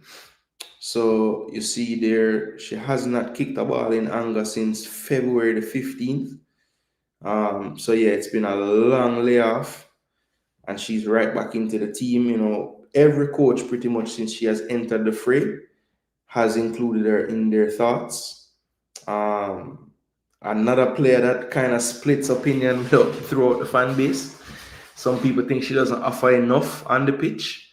I think a lot of her value is in a lot of the things she does off the ball, to be honest.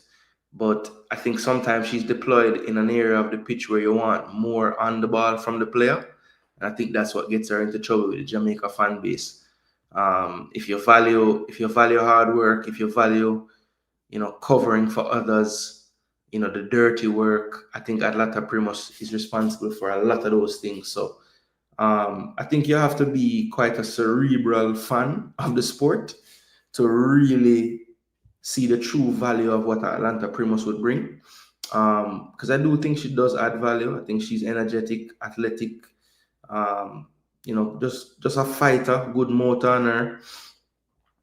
So yeah, I think Atlanta is just one of those players where, coaches would love to have her on the team because they know they're going to get a certain level of commitment and performance from her every time, right? I think that's what kind of has endeared her to most of the coaches. And she's in the championship with Charlton. So yeah, we'll see. Hopefully next season is not as injury laden for her.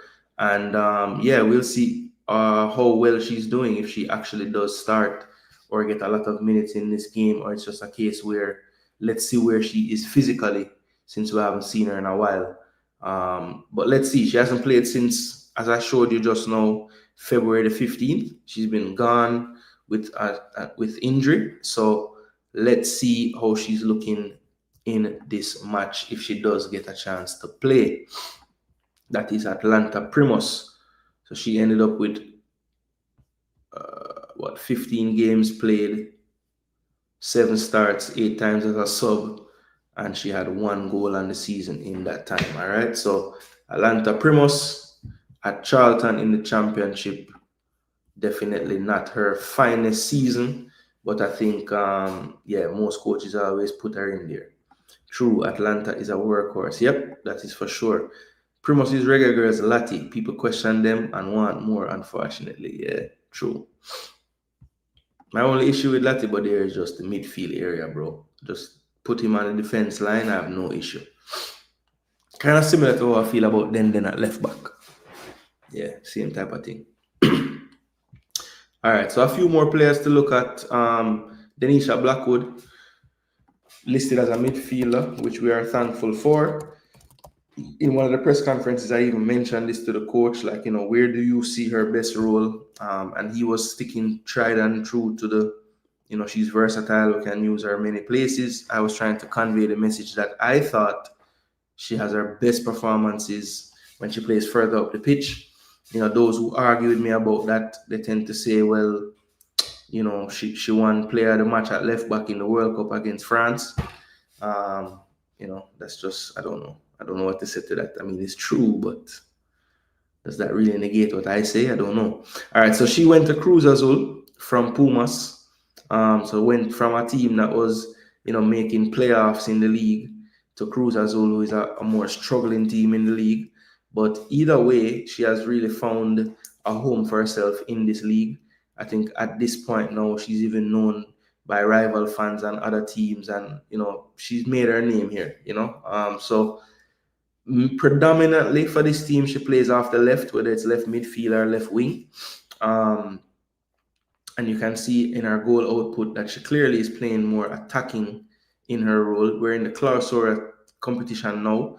So she's played 15 games, started all 15. She has 5 goals and an assist to go along with 9 yellow cards. So she has never seen a challenge she didn't want to get into. That's one thing I will definitely tell her. But that's one of the reasons why I don't like her in defense either. I think she's a bit rash, can give up fouls in dangerous areas and penalties even worse. So yeah, Denisha Blackwood, 15 games played in the Clausura portion of the year, and in those 15, starting all of them, she has 5 goals scored. So very nice stats there. Overall, when you include the Apertura, she has 9 goals in 33. So that basically extrapolates into an entire season. So yeah, good returns from a midfielder / wide player. 9 goals in 33 games, not bad at all. So Denisha Blackwood, back in the squad, and she's doing really well in Mexico. Yeah, I agree. I see how even when Pumas got rid of her, I saw in some chats like forums that they were like, why would we get rid of her? So yeah, she's made a name for herself in the league for sure. They say rather she go Mexico than play tier 2 in England. Well, let's see. She might like the fact that her sister there in the same country. I know that's not the end all be all, but that must be nice. What is going on here? All right, so next one on the docket, people, is Kayla McKenna. So let's take a look at Kayla McKenna. We know that she made a move out of the Spanish league, and she's now plying her trade in the Swiss league. So let's see, all matches. She's at Grasshoppers currently. Big club in Switzerland, one of the biggest actually. And this season, between her time at Madrid CFF and the Women's Swiss League, she has scored 7 goals in 21 matches for club. In those 21, she's made 13 starts and was a sub 8 times. So 7 goals over that time frame. Not prolific in any way, but she has had a good start to life in the Swiss League.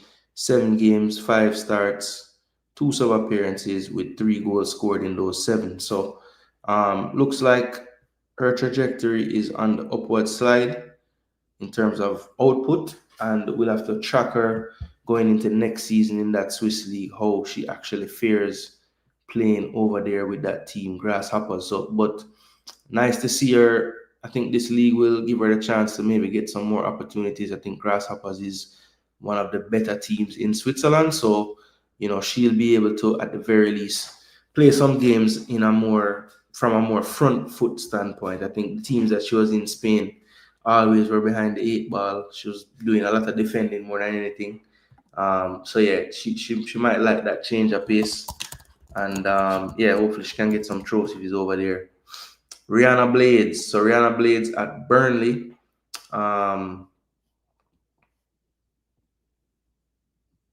Yeah, so this is one of the players that I will have to go to the FA website. They have a nice database on the Football Association site where they just show you all of the leagues, and you can look at the players, and you can actually search by player. So let me go to that real quick. England football news competitions. There we go.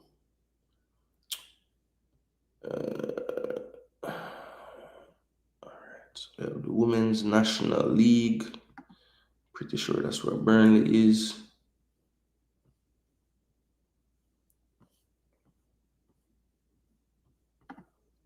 tables. Or maybe I've gone too far. So that's the Northern Division.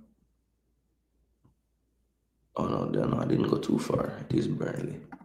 Yeah, so they're in the National League. Burnley. Alright, let me find the player real quick, people.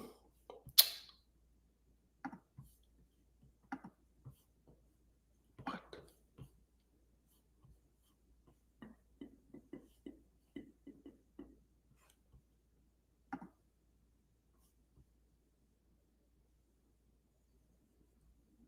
Circumstances made me.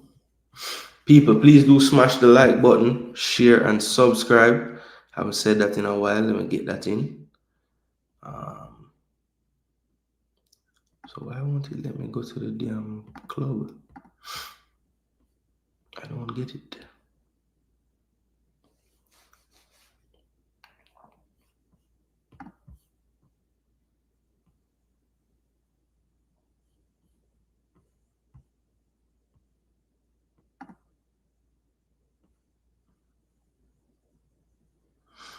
Yeah, Ipswich Town won the National League Southern Premier. That's Natasha Thomas' team. You love to see it.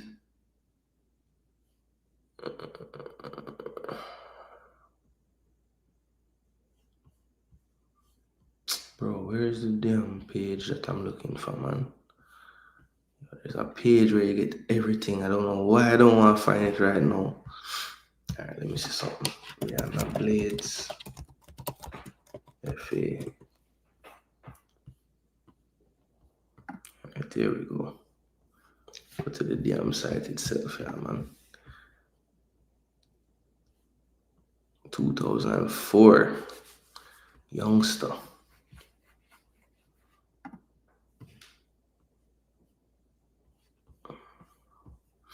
I want to buy a Rihanna Blade shirt. So people, if you don't remember what who Rihanna is, here's just a picture of the player.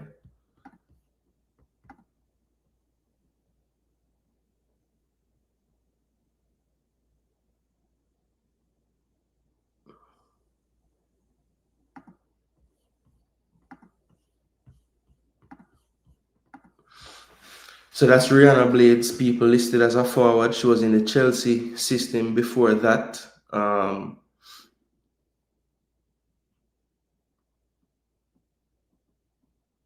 So yeah, that is her. She, as you see, only turning 21 in October of this year, so still very young. I have the wrong flag up right there, but that will be changed. But yeah, that is her. I know I found the place, man, where you actually see. Hold on there.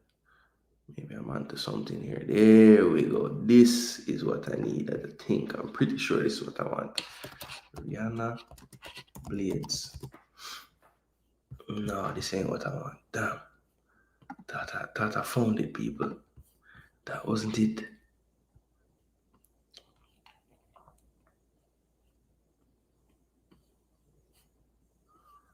It has to be this, no? Women's and girls competition, National League. What? National League news, league tables, fixtures and results. Maybe I need to go there.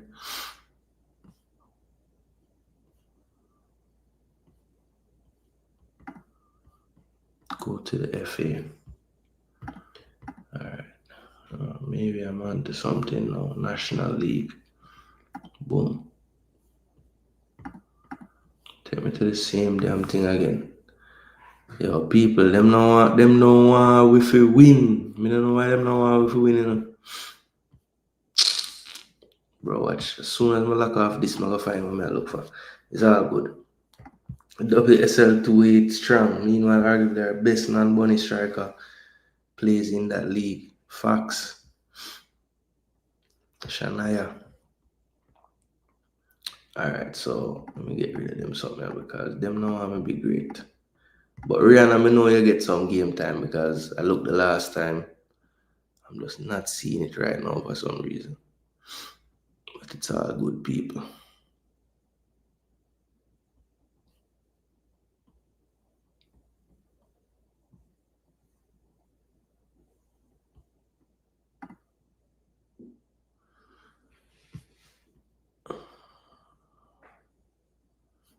Oop.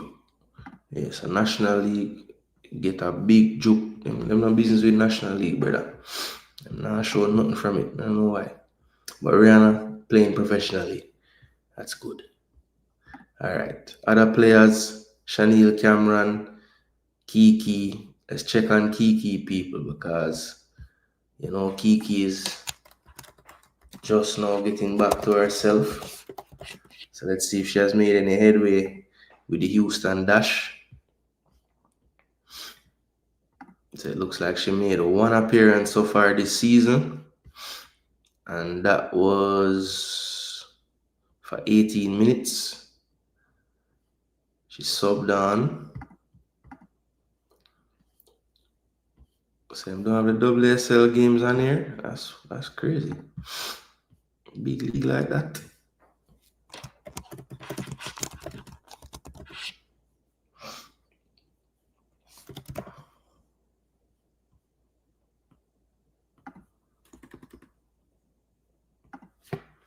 Kalisa.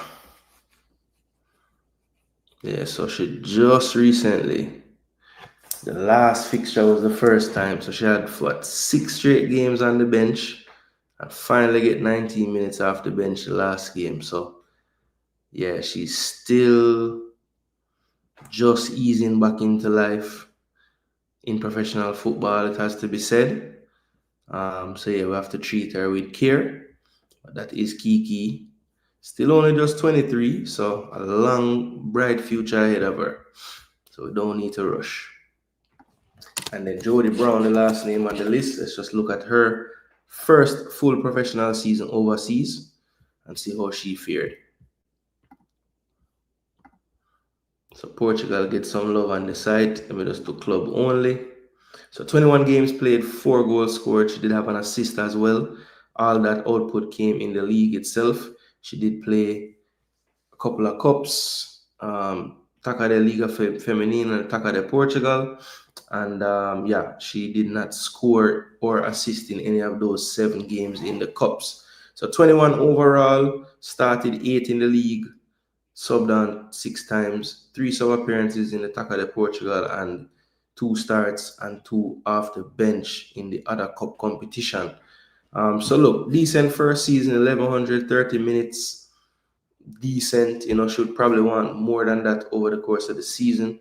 But yeah, definitely in a team that wins a lot in our league. That's the only thing I'll say.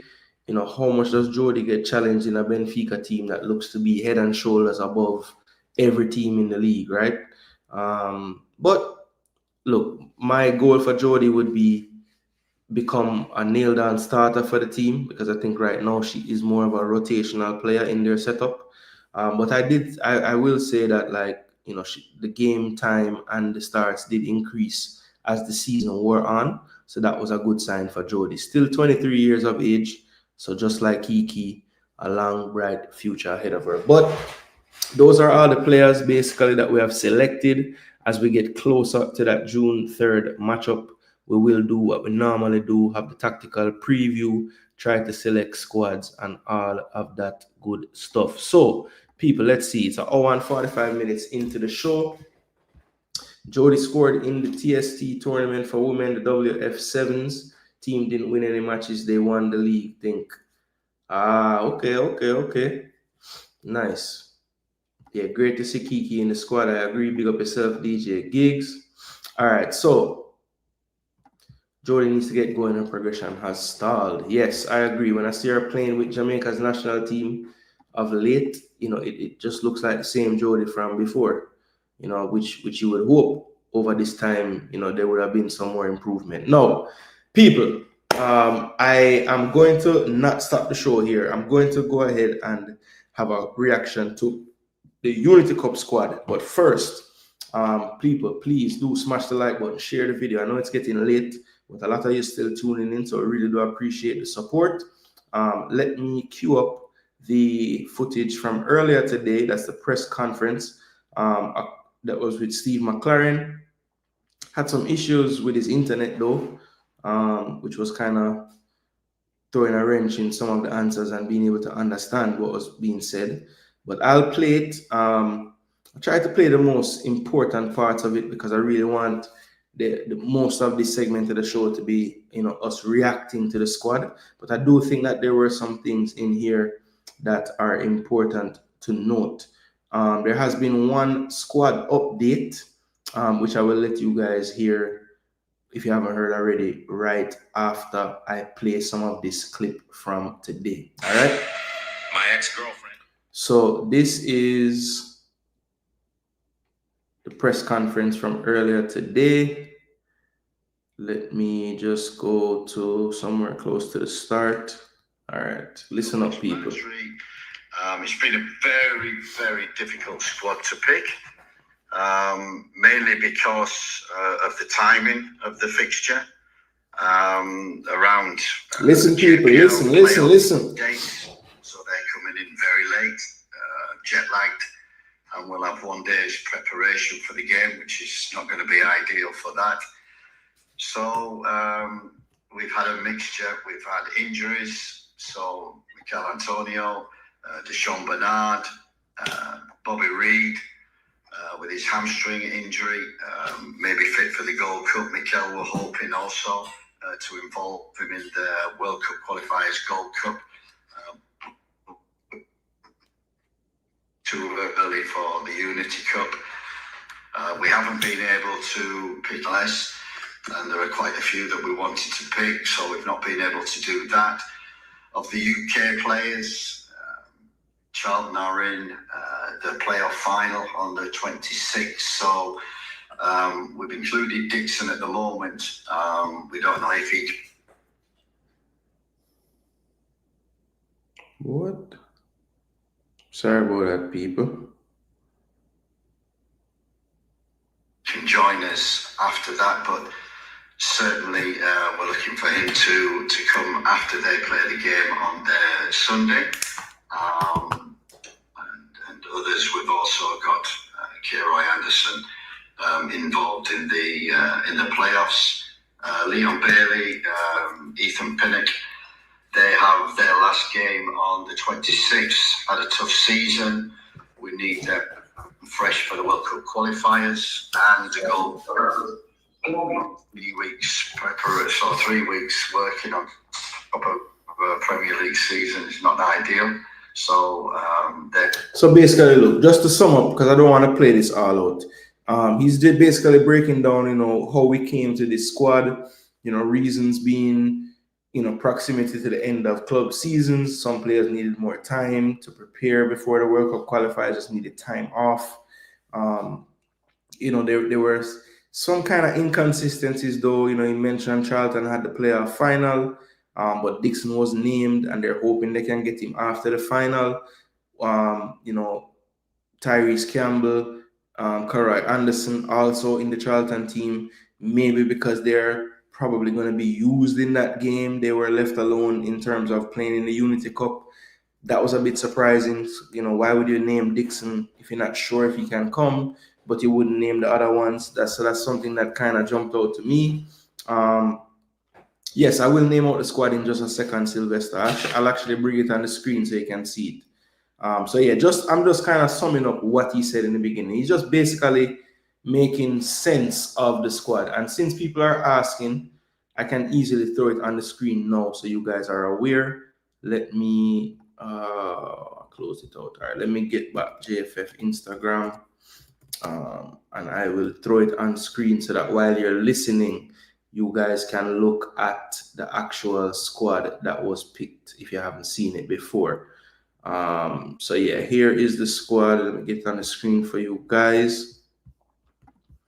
And then I will play some more of this press conference. Let me actually queue it up. So I don't know where it is. All right, so this is the squad, people. Named today. It is 1, 2, 3, 4, 5, 6, 7, 8, 9, 10, 11, 12, 13, 14, 15, 16, 17, 18, 19, 20, 21 players named, right? He did mention in his like prepping for the press conference as well, when he was talking about all the obstacles to selecting the squad. He did mention that, you know, it's I think he said that he named 22, or he said he named a bit short, mainly because they were trying to wait on last minute paperwork that could be filed in time. Also, a couple of other players he was just waiting on confirmation about. So yeah, it's 21, which I think has already become 22. Suley Makala has been added to this list as well. So yeah, it's 22 as of now. Adding Makala to my written in list here.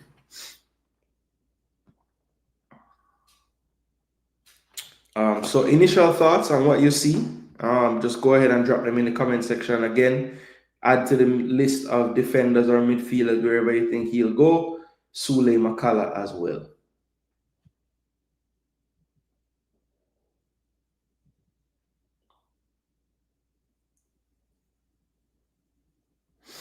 I'm just finding where I want to continue. Really and truly, I just want you guys to hear some of the questions and answers.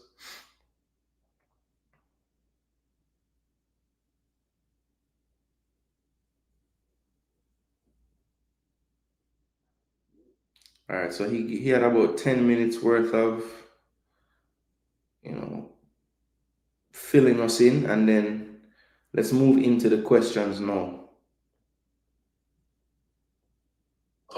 And of course, unmuted to pose a question. Let's start with Dre. Good morning, Dre. Go ahead. Good morning, Simon. Good morning, Coach. Good morning, media members. You okay? All right. So, Coach, can you explain to us your style of play, and do you have the players that's needed to play this particular style of play right now? Yeah, we obviously, you know, from the time coming in, we obviously wanted to change quite a few things. Heimer, as I said when I came in, I reiterate, done a great job in getting this squad together, keeping the togetherness, the commitment in the players. That was the main thing. You know, keep the energy, keep the attitude. Big up, Dre. I enjoy this job because of the players. Because of the energy that they give me through that. We need to keep that. We've tried to build on what the team does well, to keep that defensive structure, to make sure that we're hard to beat, make sure that we can defend in games, and I think we've done that. Disappointing probably away to the US, but in other games we've done that quite well, especially away from home. Keeping clean sheets, which is most important, which I think the squad was built on from last time. We've tried to be a little bit more possession-based, and at times we found that difficult to build up from the back and through the thirds, progression through the midfield into the final third. We still need to work on that. Though the last two games, and especially the last one against St. Vincent, we had a little bit of an idea that we were improving in that respect. And I think Isaac Hayden has been a big plus for us coming into that position. We didn't have him for the first three camps. Latty did a great job, but he's come in as the number 6, give us stability. We need to build from that. We didn't have Casey Palmer because of injury, but I think Bobby Reid was excellent, putting Damari Gray on the 10 position, released him to be more creative, and when he plays in that position, he can be creative. I thought with Cephas starting the game on the left-hand side, normally an impact player, but I believe he's someone who can start for Jamaica and make an impression from the beginning all the way through for 90 minutes, and he did that in the second game against St. Vincent. And we love his pace On the right-hand side, obviously, we've got Bailey and Dixon. We're hoping to recruit a couple more before World Cup qualifiers, Gold Cup. But certainly, we want to exploit this pace that we've got. And I think the key thing was, in that second game, was the introduction of Warner Brown. And I think it gave us a different dimension to the game than we played in the first leg, where we didn't really get behind opponents, but Warner Brown gave us that speed, runs in behind, always on the move, always running, being the first one to press. I think we've not had that before. So we want to build on that, be strong defensively, be more creative, and can we play through midfield, but use our speed and creativity in the front four positions. So yes, have we got the players that can do that? We certainly have. Have we got enough time to build that? Certainly we have not. All right, so Dre, good question, I thought. Basically asking, what is his style of play, which I thought he kind of pretty much spoke about multiple styles of play in his answer. And he asked him, based on what your style of play is, do you have the players to carry out what you want your style to be? And you heard his answer there. He says he thinks we do have those players. He just thinks what is working against us is time to implement whatever style he wants on the players and to get them to carry it out.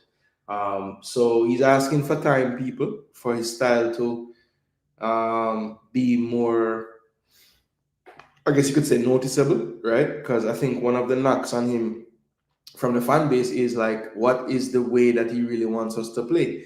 So he tried to answer that question. I thought he really went around in a few circles, made some points, but then he dived into the players that we have seen us use. He mentioned Warner Brown adding a different dimension in the second leg in the last couple of games. He mentioned, what Isaac Hayden has added to the team so far. So clearly he likes what he sees from Isaac. He liked what he saw from, you heard him mention Cephas, you heard him mention Dimi, have more license to be a more creative player when he was in the 10 role. So yeah, he basically tried to justify some of the selections by talking about how his style has looked with some of the players that are in the, right? So definitely that answer was just trying to tell the fans that, look, we have pieces that I think when they're all together, you'll see a much clearer idea of what my style can be, but that will remain to be seen, people. So that was his answer for Dre's question. As I said, good question, Dre. Let me see if I can find the next one I want to play. Okay. Good morning. I was after Dre. Morning, Simon. Morning, Coach. Jason Gooner TV here. Just have a question on the list. I made note of one player, only one player on this list for the Unity Cup that is not in the Gold Cup preliminary squad. It's a player that I think a lot of us have wondered where he has been. We've been tracking his progress as well as you have, I'm sure. So what was the thinking behind his exclusion from the Gold Cup roster, and that is namely Brandon Kova? All right, so if you never heard that question, people, I said it's noticeable that the only player in this list, in this 21-man list, that is not on the 60-man pool for the Gold Cup is Brandon Kova. Can you explain the reasoning behind selecting him for this, knowing that he's not even eligible for the Gold Cup if he was to impress? So this is what he said with his answer.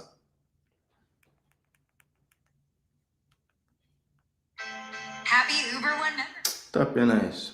People, like the video, like the video, like the video. Still 40 of you in the building at midnight bells in the States. So please like the video, 11 o'clock in Jamaica.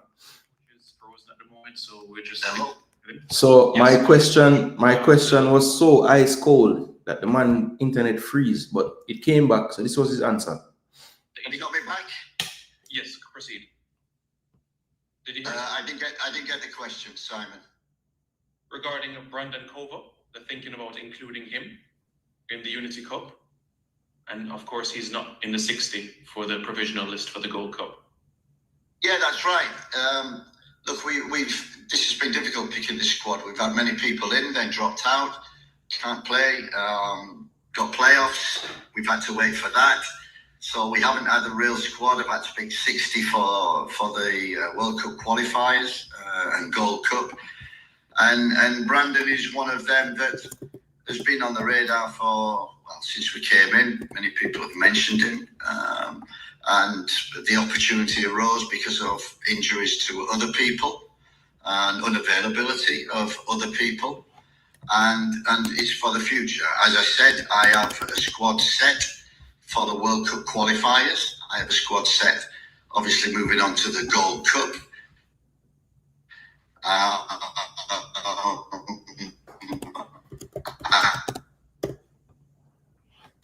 And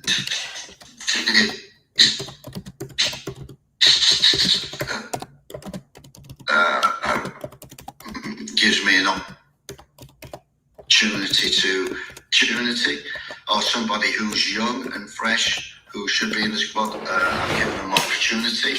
Also, when I look at the JPL players, the local players, I certainly think that, you know, when you look a year ago, how many local players were in the squad and in the Copa squad, I think there was either 0 or 1 local player. And I think because of the local camp, 10 JPL players, St. Vincent squad, 10 in the Unity, and you know, a certain amount also in the World Cup qualifiers. That I've looked at that. So in the months that I've been in the job, I'm learning. I'm learning about the culture. I'm learning about how Jamaica works, how the JFF works, and you know, along that period and along that road, you know, we've made mistakes. We've had disappointments. That is normal. I'm building towards a squad for the last 3 camps, World Cup qualifiers that can qualify for World Cup. So I need to give as many people an opportunity as possible, not just in the UK, not just abroad, but also local players. So that's my thinking behind everything. All right, people. So he said a lot there. To answer my direct question about Kova, basically, what I got from it is it was circumstantial, right? There were many options that he probably would have had ahead of Brandon Kova for this tournament. I think more than likely, here's what I think, right? So there were probably 2, 3, 4 players penciled in for this Unity Cup that for whatever reason wouldn't make it there in the end. I think Latibo there had at one point committed, then decided, you know what, maybe with the hectic summer coming up, let me get the extra week off as well. So I think that's a player that probably had one eye, that the coach would have had to have one eye on this Unity Cup, but then pulled out, right? I think also there probably was a limited amount of players from the JPL that actually acquired visas to travel. So I don't think, you know, we've seen they've added Makala already, so clearly he already was sorted out. But I think the rest of the players probably would have been the ones that had gotten their, you know, documents that they would need to travel to England sorted out. So I don't think they could have just drawn another JPL random player. So what he did was got a player that he knows has a passport in Brandon Kova, knows it doesn't have far to travel. So that's not a huge expense for the JFF that they're adding. So yeah, I think circumstances is why he would have been there. Now, I still, to me, I feel like, listen, man, there are other players that were in your 60-man pool, because I have nothing against Brandon Kova being there. I think Brandon Kova should have been in the mix long in many windows that have happened already. But the fact that he's not in the 60-man pool, I thought this Unity Cup, because he said it, every time he's picked a team, it's been with one eye on World Cup qualifying. That's what he's here for. So, you know, he says that him giving opportunities to the local players in the last window, him doing local camps, him doing, you know, the squads he's picked for the actual games, like the Nations League games and the World Cup not World Cup qualifiers, Nations League. Yeah, basically the Nations League games he's played, those are the only competitive games he's played. And those 2 World Cup prelims, he said he's all been picking those squads with an eye to qualifying. So I am assuming then that based on what he's picked more recently, he definitely thinks that the JPL player adds great value to his overall lineup. And if he believes that, that's great. I have always been, it's not so much about making sure you have a certain number of each area player that you have, but you in your brain just picking who you think are the best players. Now, of course, best players comes with a caveat, because when you're picking a team, you have to make sure that players will fit together. So it can't necessarily be just the best players, but overall, that should be the main factor that would make you even consider picking them. How good are they, right? Should not be, boy, look, it's 18 players in this 23-man squad already, and we don't have none from this area code or this zip code or this address. No, it should just be about what positions we need to fill. Where do we have those players? Let's pick them, right? So, yeah, for me, the circumstances cause cover to be there. But again, I think this is just an example of that 60-man squad being underwhelming to the point where when you're picking a unit up, take up team that you know has conflicts in terms of playing time and who needs rest, if you couldn't find another player to put in here that's in your 60 to see if, oh, you did so well here, I got to include you in the Gold Cup squad, I just don't understand how a player like Kova gets in. You know, it just... And again, I don't want this to be about Brandon Kova being in, because I have no problem with him being in a squad. My main concern is, how is it that you've made a big... I got cussing for saying that we need to take more care picking a 60-man pool, because some of these players the coach ain't even caring about. He ain't gonna pick. And every man tell me I am mad. I need to just worry about the first 30 to 35 and blah, blah, blah. But see, then we're in a competition where we have seen the team from Ghana. We have seen the team, well, not from Ghana. I've seen the Nigeria team. And, you know, yes, there's no Lookman, there's no Iwobi, there's no Bassi, there's no Osimhen. But, brother, their players that aren't the main players play all around Europe, boss. They have maybe, I think they have a 23-man squad, and they have maybe 6 or 7 from Nigerian league. And then all the rest play in Europe somewhere. So, yeah. Yeah. But yeah, that was my question. I just found it baffling that we have a big 60-man pool that we're going to be picking from for the Gold Cup, and not all the players on this Unity Cup list are on that list. Well, it's not a lot of that aren't, but the one being on there is one too many as far as I'm concerned. And again, I hate that it's about Brandon Kova being in, because I've been an advocate of giving him a look for many, many windows, because again, that area, the third column in this graphic on the screen, that midfielders area, we need to look everywhere, brother. We have not figured out the balance there yet. And everybody in here should agree with that. I don't think there's anybody that would disagree with that. So that was my entry. I hate that he had some issues with his network, so couldn't get the answer so clearly, but that's what I gleaned from his answer. Let me go back and listen again.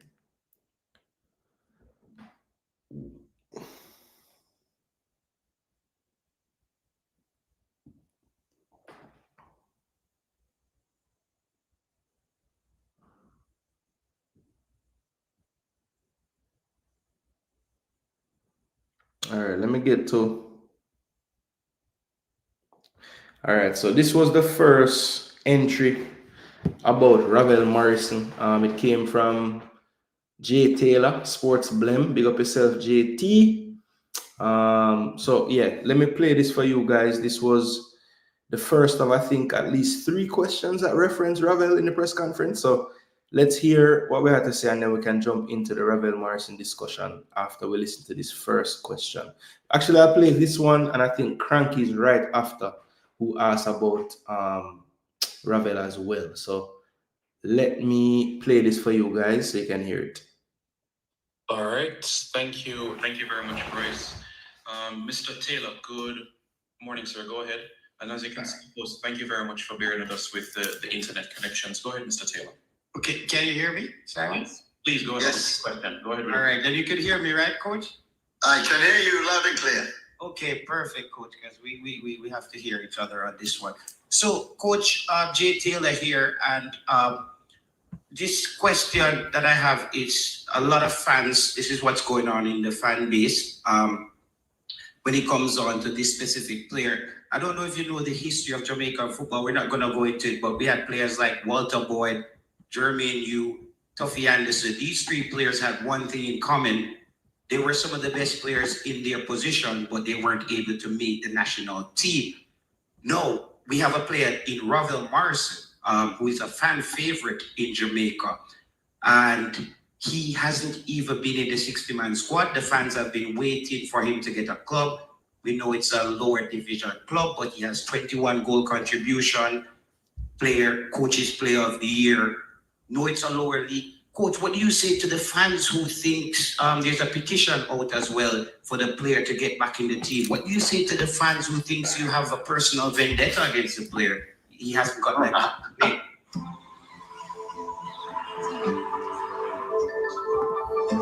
You make good choices. So I don't know if you guys heard the end of that. Listen to this. And he hasn't even been in the 60-man squad. The fans have been waiting for him to get a club. We know it's a lower division club, but he has 21 goal contribution, coach's player of the year.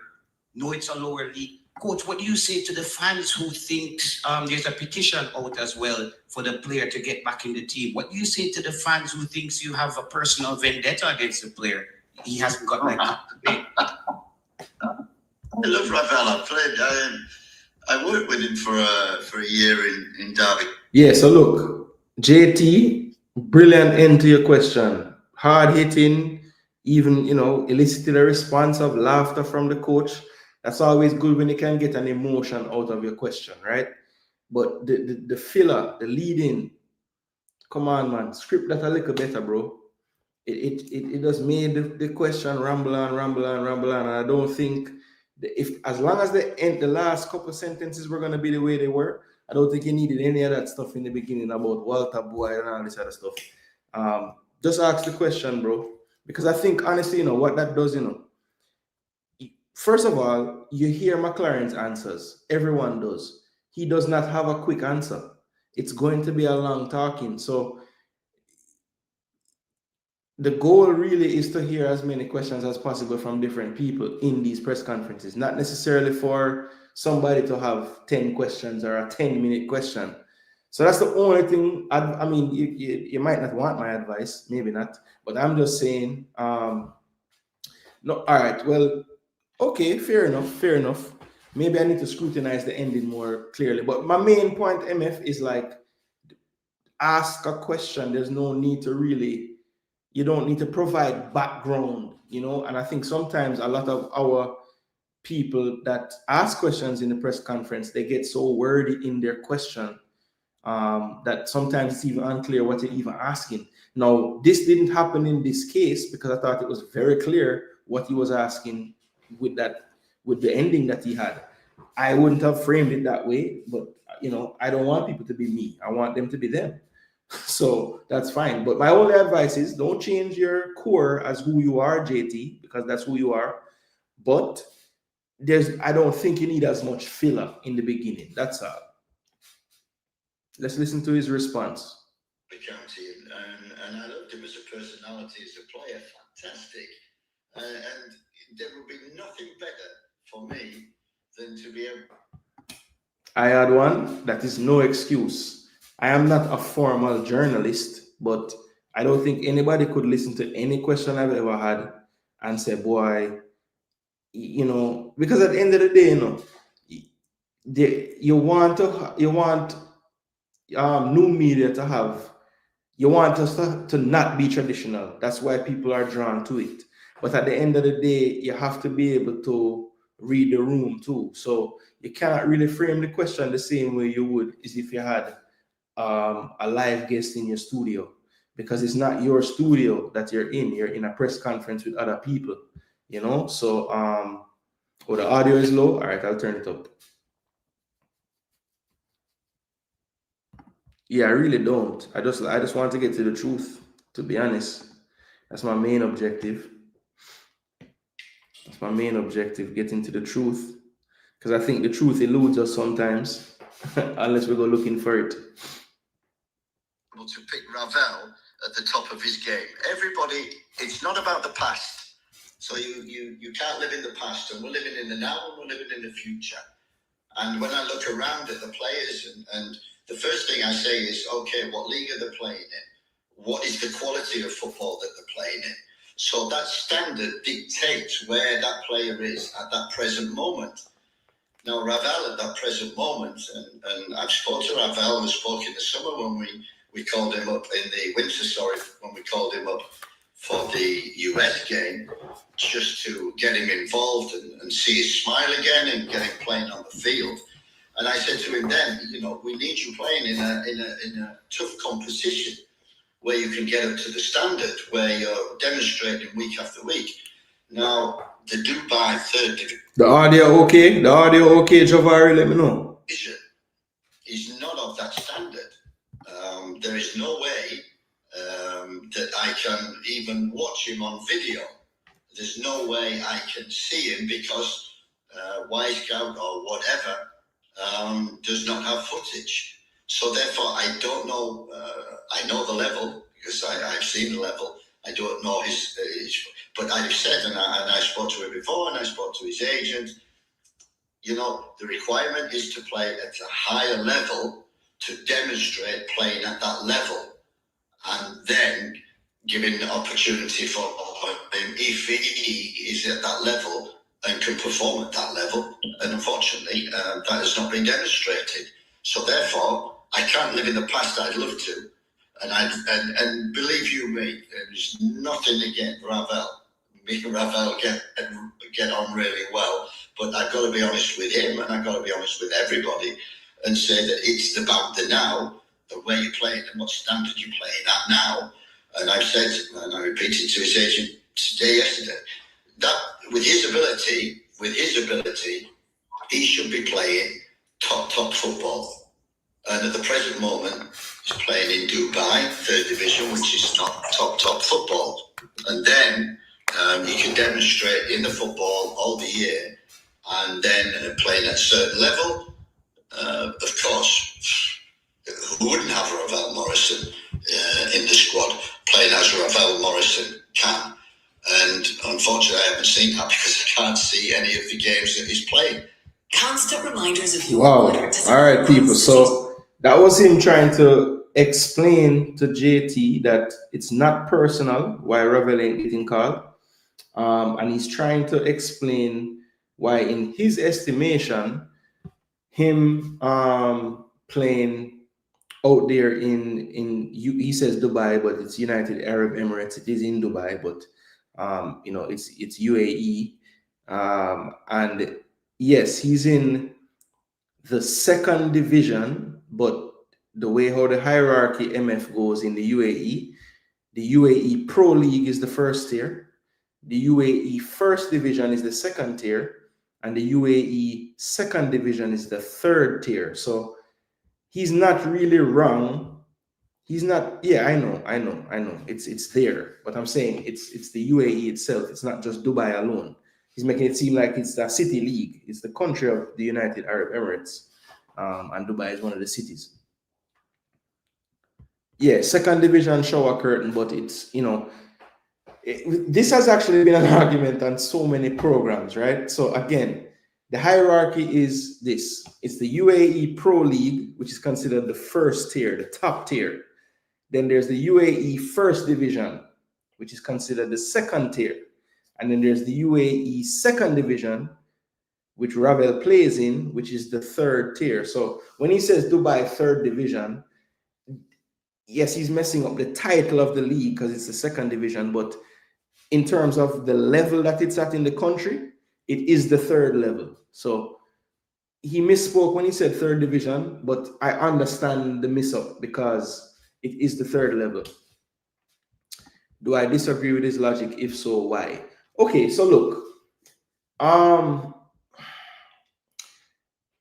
I don't disagree with the logic, but I think where it gets tricky for the coach in this whole, the way he framed why he can't call Ravel. Okay, first question. How many of you, of the 41 people still here right now, or however many is here right now, how many of you have watched Ravel play a match, like a full match this season since he's been there? Just say yes in the comment section. If you haven't, you don't have to say no. Let me see how many people say yes to this question. Have you watched Ravel play a match for Precision FC, a full match? Have you watched? You can say no even, or you haven't. That's fine. That's fine. And Shower Curtain, I'm not debating his class. I rate him. I think he's full of class. I said he should be in the 60-man pool. Rob Smith disagreed with me, and many others disagree with me. But I think he should be in there still. I don't care where he's playing. Because a couple of reasons. First reason, you can't have any kind of stringent rules like that if you're struggling in an area. You have to get creative, right? So, okay, so MF says I haven't. I had one say no. J Ross say I haven't, only clips. Okay, so, but I am judging his quality. Yeah, look, I haven't seen a full game either. I was just asking to see if anyone has. I have only seen clips from what they post and, you know, what other people post and they send to me, right? But I think you have to, okay, put it this way. I have a perfect example. When Isaac Hayden was coming into the midfield, right? At the time, he wasn't playing any football, none at all. And I remember people saying, boy, things really bad if we are like going to depend on a guy that hasn't played football in a league all season, basically, besides under 21s. Then, when he came and we saw him play, it's like, damn, so happy he's here. Like, literally, it was instantaneous. When he came on the pitch to end off that first game he played, I was like, yo, you can just see like how him carry himself, how him turn, how him tackle, how him cover space, how him communicate with him teammates. Like, yo, we've been missing this, you know?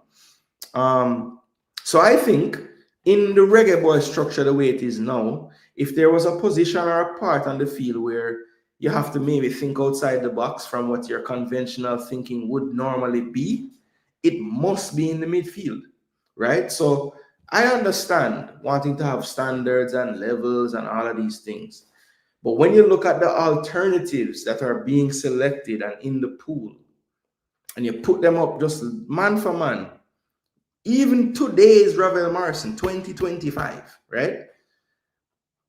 He is not like any of them are leaps and bounds ahead of him. So if that is the case,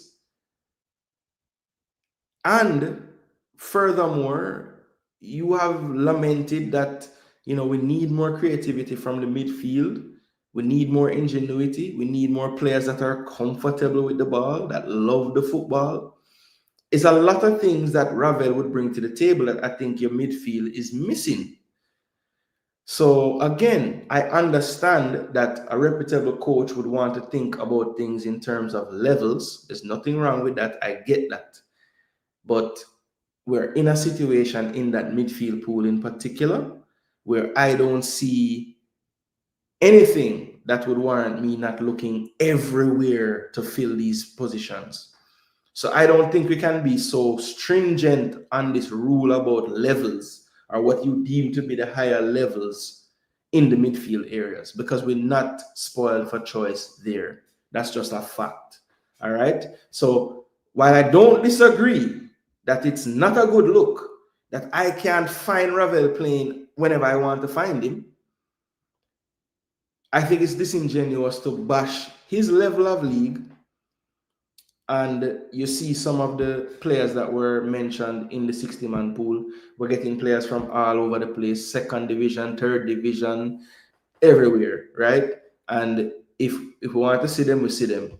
So that's the only part about it that I think he's being a bit headstrong there, because we have seen instances in the recent past where we have taken players that were sitting on their couches, besides training with their first teams or whatever, or even with their reserves, and they did a job for us and became starters for us. So when you have drastic times, you might have to take drastic measures, and calling Ravel from the league he's playing might be one of those drastic measures we might need. So that's why when Rob Smith said that ship has sailed and this has sailed, we have not seen the players that come in and we say, put it this way, if we had a midfield pool that was making us not think of Ravel Morrison, we would not be calling for him. If we had found replacements suitable, we would not be calling for him, right? Now, the next question was pretty much a follow-up, which some people hated, and I understand. I mean, literally just got asked a question about Ravel, but the next person, I believe it's Cranky next, came in and he had more to ask. Asked it in a slightly different way, at least, I thought. So let's hear what he had to say, because he follows up some more about his reasoning behind picking some and not picking others. So this is going to be a big talking point after this one. So listen to this one. Good morning. You're unmuted. Yes, good morning. Are you hearing me, Simon? Yes, please go ahead with your question. Good morning. Good morning, Simon. Good morning, Coach. I just All right, need this to is T-Gut. follow on what you said a while ago. I just need that. All right, so that's a follow-up, which I don't think, for time purposes, we're not going to hear that right now. I really want to hear the Cranky's question, because I wanted to tackle how he answered the Ravel and questions. Due to the quality of the internet connection, one question for this morning. Go ahead, Mr. Spence. Yo, so the man one Cranky from before, you know, man, one question, you know. Go ahead. I know he joined in later. Cranky not easy, you know, man. One question for this morning. Go ahead, Mr. Spence. Bertrand Spence. Can you hear me? Yes, go ahead. Mr. Spence, yes. Coach, you gave an explanation. I apologize, I'm at the airport. You gave an explanation, Coach, as to why Ravel Morrison was excluded from your squad. But when I do my shows, 99% of the audience who are following, vigilant fans, follow the program religiously, have a view that regardless of where Ravel is playing, given the level of the JPL, it can't be worse of the JPL. And therefore, give me a skill set which are unique, which currently we don't have in the team. Someone who's composed on the ball, someone who can create space, someone who has some ingenuity and qualities which are devoid of the team. They find it really challenging and difficult to understand why he wouldn't be in the 60-man squad, much less you find out 23 or 26-man squad. Yeah, it's tough making decisions. That's my job. And, I'm not excluding Ravel from the squad, because he's not been in the squad since I've been here or long before that. And as I said, for 2 years, let's not. And I totally agree. How you describe Ravel Morrison is exactly how I would describe Ravel Morrison. Do I see that now? No, I don't see that now, because it's not demonstrated to be now, and he's not playing in the league and the JPL. Playing in the Dubai League is totally different than playing in the JPL. It's not the standard of that. The JPL is equivalent of what we play in the Caribbean, and so therefore they can adapt to that type of football. But basically, I apologise to everybody that I can't pick him, purely because I haven't seen him and I don't know what level of quality or fitness he is. I knew what he was 2 years ago, 3 years ago when I was at Derby working with him, but that's a long time. And Ravel Morrison, as I know him, should, and if clubs identified him and described him as you did, you would sign him for your club in a higher league, a better competition. Unfortunately, he's not, and I've said that to his agent. I've said that to his player.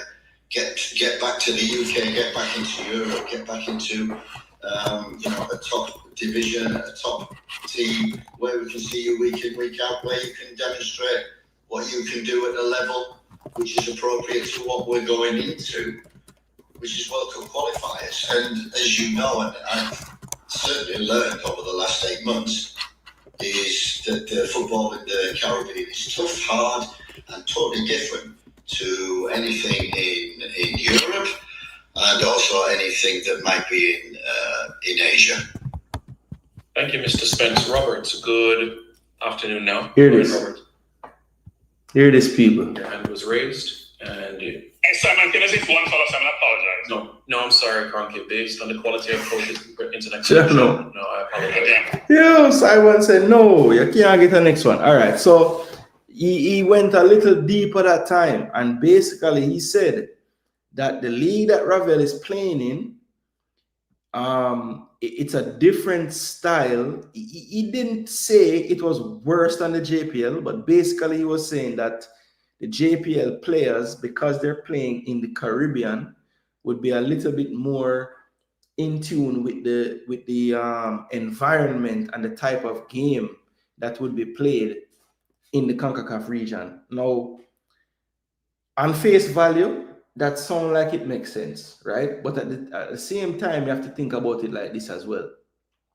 If that's the case, and you're so concerned with, like, you know, the conditions being matching up to the players that you're picking, then it sounds like you want to pick, you might as well pick all players that play in the CONCACAF region so that they're ready for the CONCACAF teams. That's what it sounds like. You know, that sounds like an argument to say, we need more players like this in the team that know the environment and are used to the fields and all these things. That's what it sounds like. But we know that his teams aren't picked that way. Also, I was going to point this out, smart passive success. Thank you for saying this so that it don't look like I have an agenda, right? When Cataract asked the coach if the leader Ravel in would be an issue, and he said, no, it doesn't matter, then he's a liar, right? So he has said in the past, when he wasn't playing for a club, he just needs to get a club and play. Now the goalpost moved to he needs to get a club and play outside of that league that he's in, right? And I don't buy for a minute that the JPL is just hands down better than the league he's playing. I don't buy that. I don't buy that. It might be true, it might not be true. But the reason that he gave about, you know, familiarity with the conditions and all of this, rubbish. Ravel Morrison has played enough times in CONCACAF to know what it's about at this point. He went to, almost an entire phase of World Cup qualifiers already, right? And Rob, I saw your comment, about 5 good games, and I challenge you. Jamaica, El Salvador 1-1 at home. I thought he was excellent. Jamaica, Honduras at home. Jamaica, Suriname at home. Jamaica, Mexico at home. And also, he had one other good game against, let me see, against Suriname in the Nations League when he had the free kick and an assist. Those I'd say, you said he didn't have 5 good games. I just told you 5. All right. Maybe it's just 5 alone, but you said 5. So I'm just answering you. All right. So I can point to 5 good games he had. Sylvester as well with a point on the coach. When the coach just got hired, didn't he say Ravel need to find a team and he doesn't care what team or league, he just need to start playing? That's what the coach say. All right.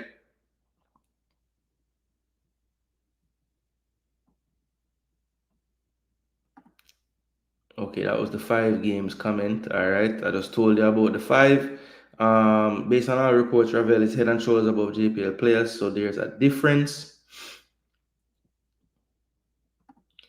Rob Smith, we have not seen better midfield in our team. If you see better, tell me. Rob Smith said it is worse than the JPL. Coach forgot that Ravel was in the team recently. Yeah, and him saying he doesn't really know. I guess that's not recent enough. It's been 3 years, But I think he had to, because I think he realized Cranky's point was mainly going towards, look, you're saying this league is so bad, but you're picking players that are in a league that is probably on par in how bad it is. Yes, they're playing in their home country and everything, but surely you bypass the league quality when you pick some of these players from the JPL.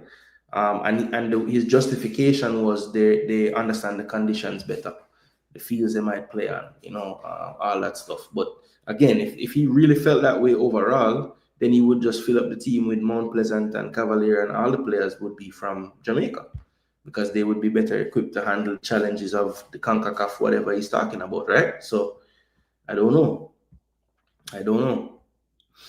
Different Jason coach all over the place. Rob Smith said, best answer he gave all day. If Avril is what you guys say he is, he wouldn't be where he is. Stop living in the past. All right, so Rob Smith is basically saying, listen, what have you done for me lately is his philosophy, which, hey, you're entitled to that one, my brother. Again, I just feel like the midfield requires outside the box thinking. It ain't like we have this conveyor belt of great midfielders, right? So whether you think the level is not low enough or the coach think the level too low, show me the players that are playing at a level you deem to be a better level that are actually better than him.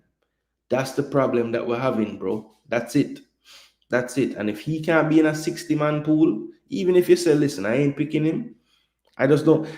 To me, this caused more than it would have helped, right? This backlash wouldn't have even been there if he's just in the freaking thing. And you can't tell me that there's not at least 10. We went through it. There were 16 players that we all agreed had an asterisk because they ain't going to get picked. One of those people could have not been there and just put Ravel in there, bro. And then we're not even wasting questions in this press conference about that. Now, maybe they would have asked if he wasn't in the Unity Cup squad, but at least it wouldn't be this big uproar because he ain't in the 60. You know what I'm saying? The JPL, I think, is 11th in the region, I think.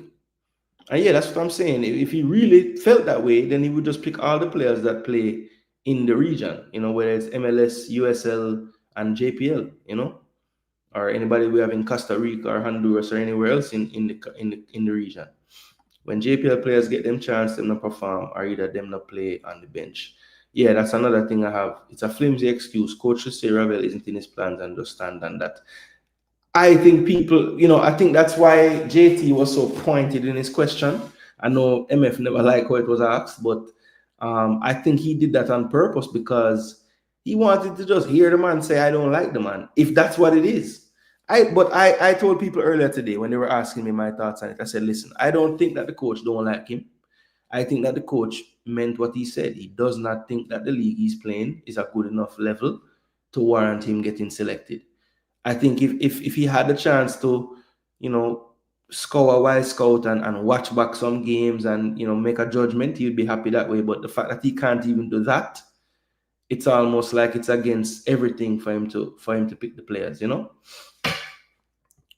Jamaica versus Argentina, says shower curtain. I never had that one in, but he wasn't terrible in that one. Hold him accountable. Yep.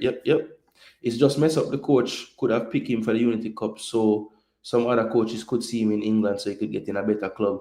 Sylvester, that is a great angle I don't think anybody else thought about. Also, another person made a point to me earlier today that I want to bring up too. You want him to be in a better league so badly. You have a whole bunch of connections, man. Like get him at least a conversation with somebody. But my response to that earlier was, I don't know if a team in England is going to take another chance. Now, he has done a good job, I think, of late of doing interviews with different podcasts and stuff. And I think the idea of how he is as a person is starting to change. You can tell that he's way more relaxed than he used to be. I've always found him to be a bit socially awkward when I hear him talk. He seems to be coping with that a lot better now. Even heard him talking about mentorship and getting into coaching, which, I'm sure if you were to think of how people talk about him, you would never think that would be something you'd want to do, but he does. So, look, I feel like a lot of the off-the-field stuff that would have been issues back in the day, all that stuff is gone.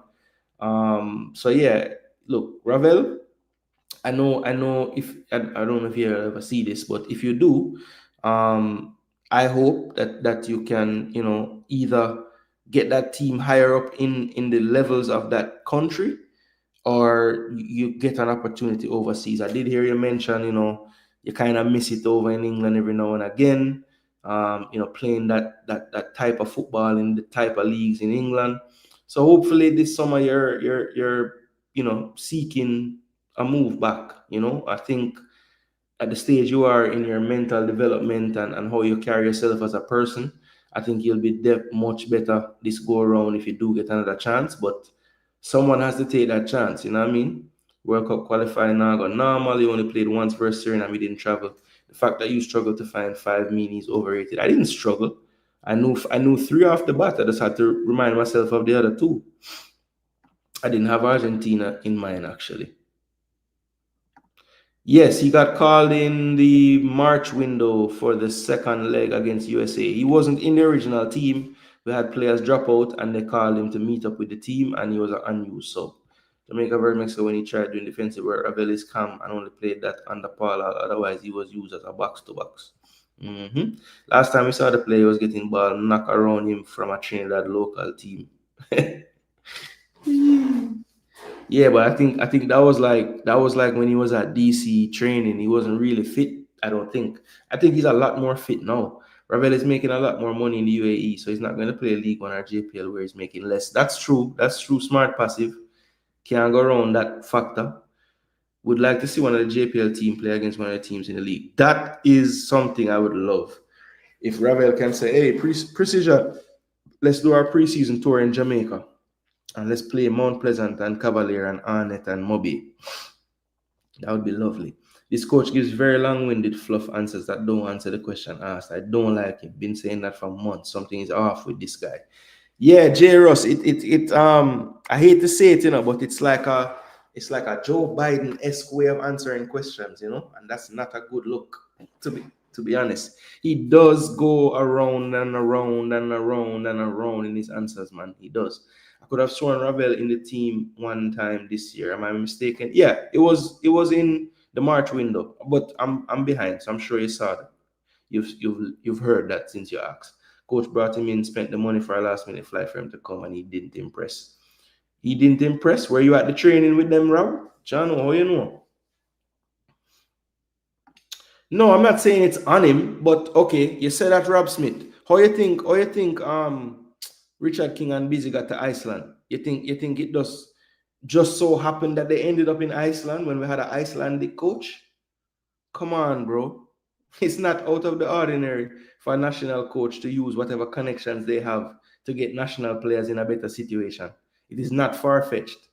I guess it's only far-fetched when it's Ravel.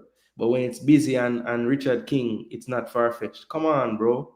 Rob Smith, you're an intelligent guy, but you fight against certain things so hard that you block your own intelligence. You think what I'm saying is so far-fetched when we've actually had a coach in the past do the same damn thing for 2 of our players them. So it's not far-fetched at all, Rob. Come on, bro. Ravel is not on the level he was then, but most of the fans know him better than players in the squad right now. Different J, familiarity definitely has something to do with it too, for sure. In the time against him, not have much left in football. Based on what we have in midfield, makeshift or natural, he's technically better than them all. Plus, he's playing, so he has a level fitness. Just give the guy a chance and see. Ravel right now is a better 10 than Palmer and Bobby. Right now, he's better than Bobby because Bobby can't even run. So, yeah, right now, I know I'm being kind of facetious, but I would love to know. I would love to see. Maybe. I would love to see. Everyone in England knows Ravel. They don't want him. It's looking obvious. At this point, it's an attitude, adaptability issue on his part. Well, yeah, look, I'm just saying to people that are talking to him in the present are saying, wow, I would never have thought this is the same person that they talk about. So I'm just, people can change, bro. They don't have to be the same. He was immature. He said it himself. He's done some living. He's gotten some experience as a man, traveled the world some more, better perspective on life and what's important, all that stuff counts. The man took years out of football and came back to a rec league, and you're telling me he's better than Bobby? Ravel reminds me of Balotelli, 2 very talented players who lack professionalism and discipline. Talent alone will take you so far. Numerous chances. Where Palmer give the team or Ravel can bring to the team. I actually like Palmer too, so It's not gonna be a Palmer versus Ravel thing for me. Accountability is a thing. They can both be there. Ravel said it himself. The level in the league is low. Yeah, comparative to what he knows for sure. The coach answers the question perfectly. You guys don't like the answers. He was very clear today. I don't know. I didn't dislike any of the answers. I just think he's long-winded and goes around in a circle. He could condense what he's saying and it would be more clear. He's technically better than them all hands down. Whatever, whether he's playing or not, Bobby nor Palmer is nowhere near IQ wise nor technically. If he impresses, they would have brought him back. That's not his job though. I didn't say it was his job. I'm just telling you, don't act like it's so far-fetched because it actually happened in our same program by the coach before him. So it's not like it's where did you get this crazy concept from? Literally, it happened already. And no one had an issue with that. He's a contrarian like Guru. No, I don't think Rob Smith is as contrarian as Guru. He's split justice a lot more. But on this Ravel topic, he's very bullheaded for sure. Even if you make a point that is valid, because it might be deemed as supporting something Ravel, he's going to fight it. And remember, it's a team sport. Ravel don't have to start every game, but he need to be in the team. Jason, why can't we invest in a young upcoming star like Nikhil Ellis? Ravel is washed and a waste of time. I think you could invest in him, but the players that he selected to go to the Unity Cup in Nikhil Ellis area is who? Daniel Green, probably Casey Palmer, John Russell, Busy Atkinson, well, more of a winger probably. Yeah, I mean, those would be the three players basically. Could Nikhil Ellis be in this team? Yeah, potentially.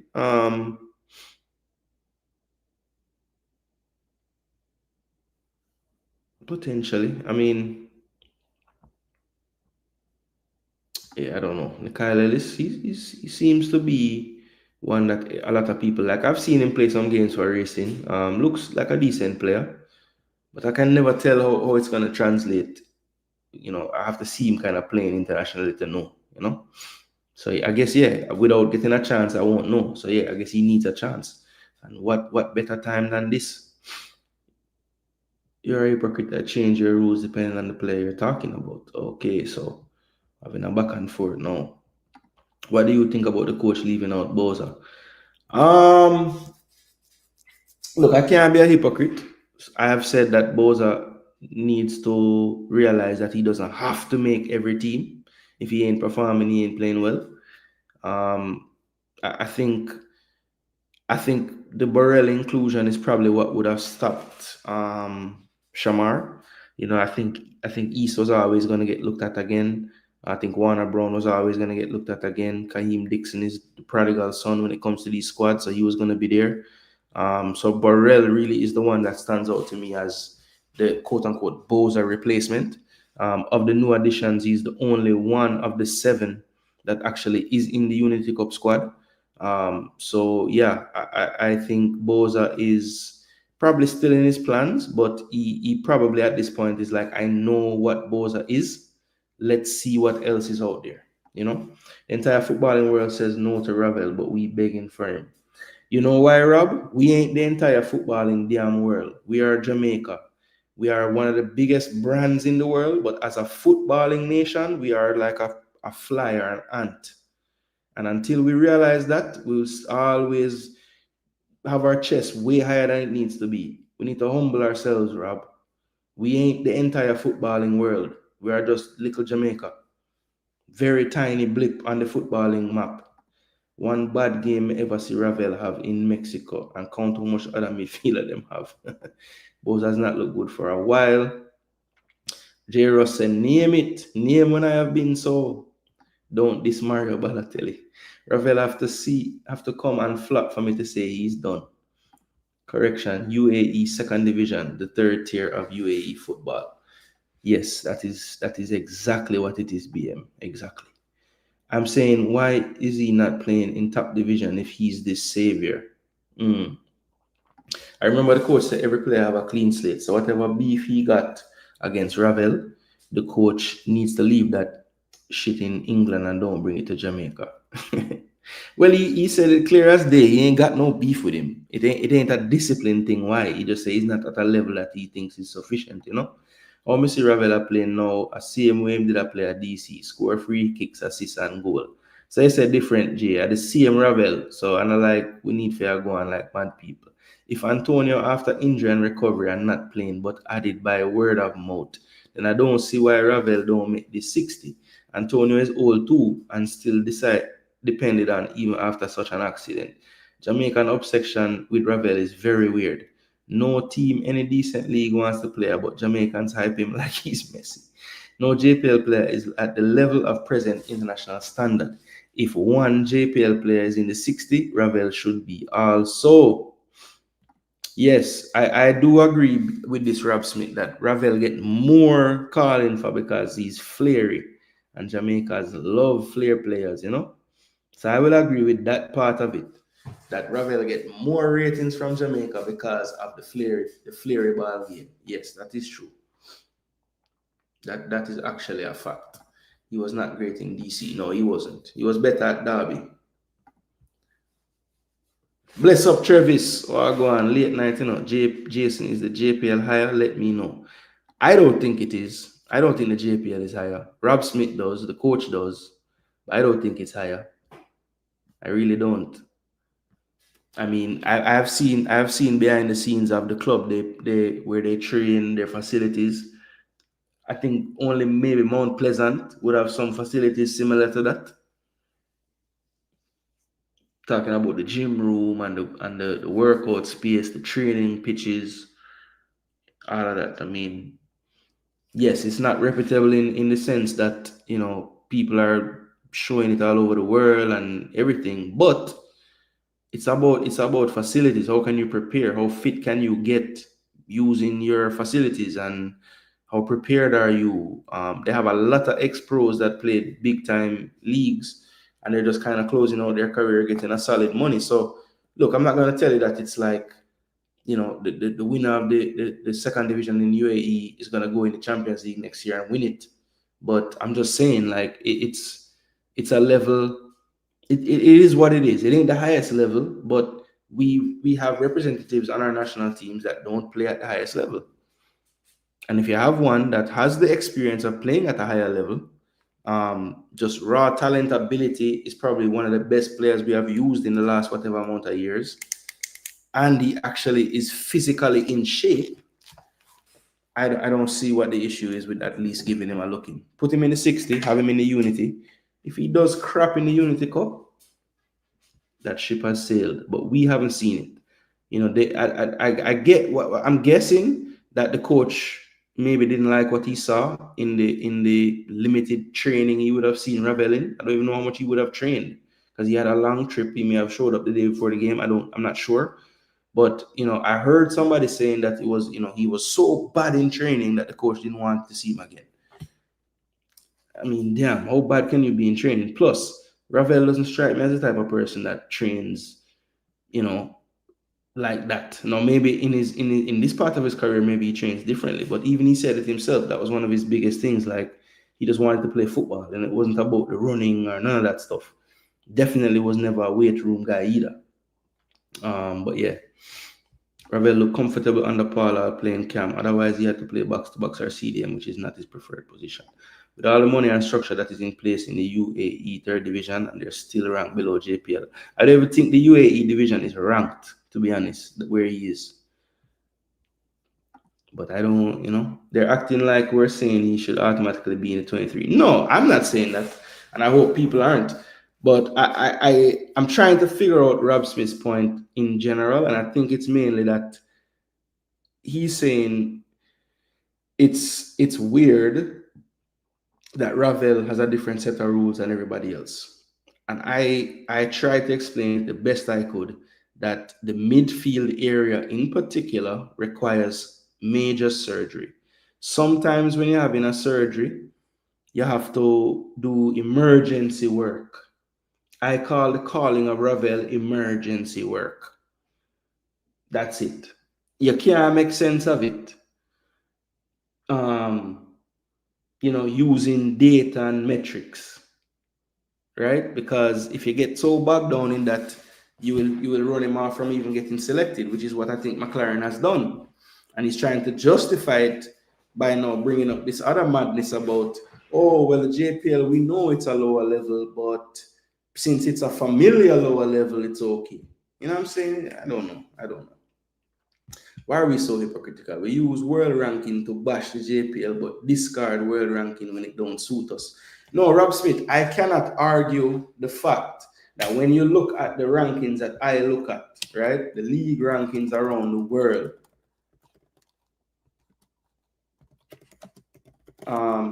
and that league in the UAE, that level, the second division, is not even on the list. It's not there. I tried to find it today because I remember when I had it on screen, where we were having the debate, and literally, they were like, yeah, where's Ravel's league? They wanted to see it, Football league rankings. So let's see. So this go down to 76. And that ain't gonna be there. Neither is JPL. Hold on. Where's the thing that okay, international? It's the last thing I'm gonna try to find, people. I'm gonna try to find the damn leagues thing. But this one go to 76 star. Jano. We need more to find it. People, drop in the comment section. What is your go-to league rankings database? I like I think it's Team Form. And the only reason I really like Team Form is because it goes way down to like 200 odd. But I don't think it's the most like accurate, because they use some like complex metrics thing to try to figure it out. But to me,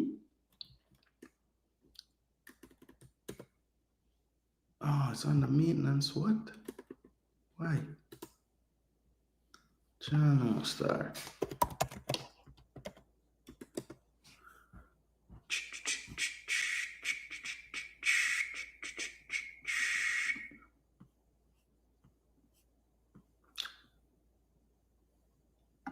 I don't want the mobile app.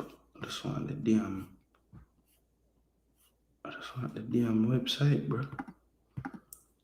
Look like it under maintenance, Alright, so that's not there anymore.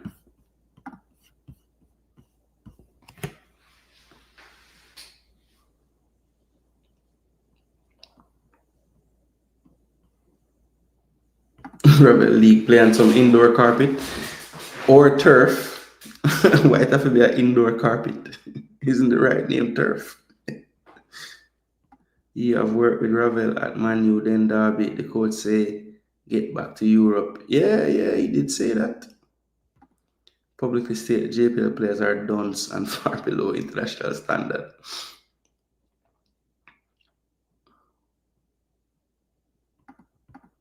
He said that I like, the coach, he said something different in the beginning. Okay, I read that already. MF just want to know, can he do the job? The coach says he's not ready. Now we're talking about the past, Ravel. Okay. But the players who play in the position that we want Ravel to play is Casey and Bobby, Prem and Championship. Yeah, that is true. That is true.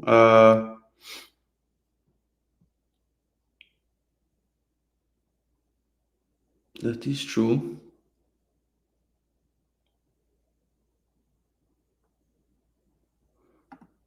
He might be the third one after those two, though. So shouldn't he be in the 60?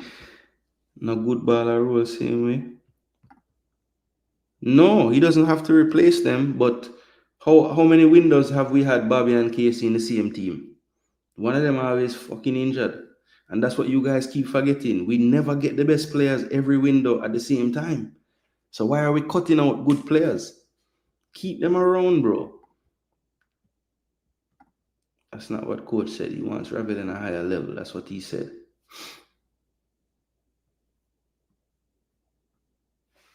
Yeah, he did mention to Europe a few times. So yeah, I kind of hear with that. Brother, that's even bigger than Ravel. But it's because him not pile and salad, man. Them not even talk about it. Because I think DJ is even more, he should be more of an omission than even Ravel. And I know a lot of people that are defending Ravel and signing petitions probably don't agree with me. But to me, DJ is ridiculous that he wasn't called. Like, absolutely ridiculous. He ain't in the 60 or nothing. I figure he can't play Unity Cup because his league's still going. But, bro, it's crazy to me. Actually, I think he's done. So he could play in the Unity Cup. McClaren said, we're living in the past. Ravel need to fall back Europe. Him don't have to replace them, but him should still be in that 60-man squad.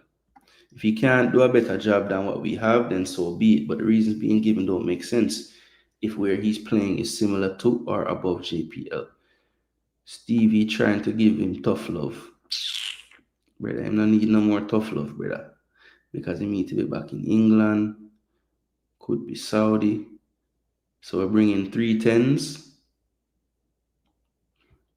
Probably don't want to go back to England. You or me can't tell the coach who to pick. Well, yeah, Travis, that is you love to say that point, but I don't think any of us want to pick for the coach. But I don't mean we can't have thoughts though. Like, why is everybody not understanding that there's gonna be different opinions on these things? It's just a part of it, bro. There's no reason to replace either Casey or Bobby, just add Ravel. We should have at least 4 players per position.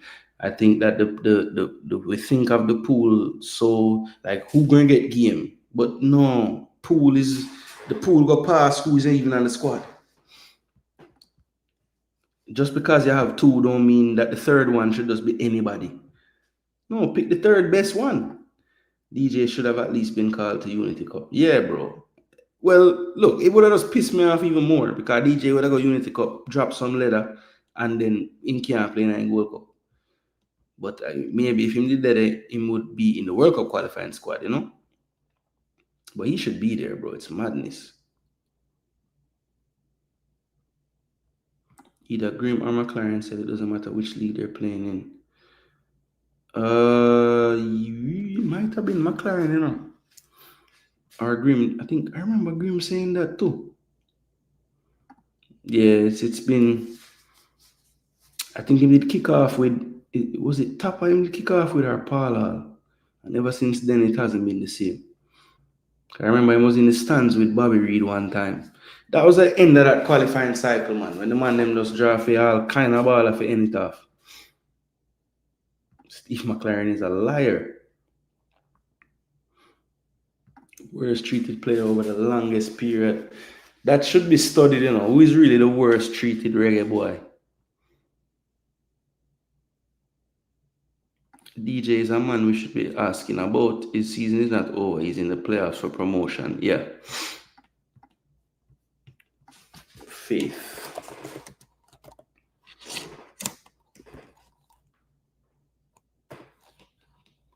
I'm not Faith beside him. Cara. Oh, Fatty, not Faith. Fatty Terrium. You sure they're in the playoffs though?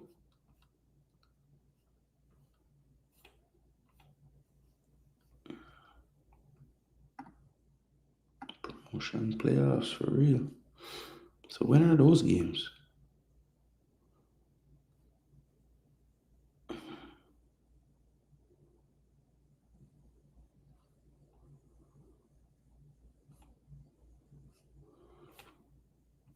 Because I go to matches and it doesn't show. So when did they actually play the playoffs? And who did they play against? They play against the third to last place team in the first division. Is that how it goes? Because the last played on the 10th.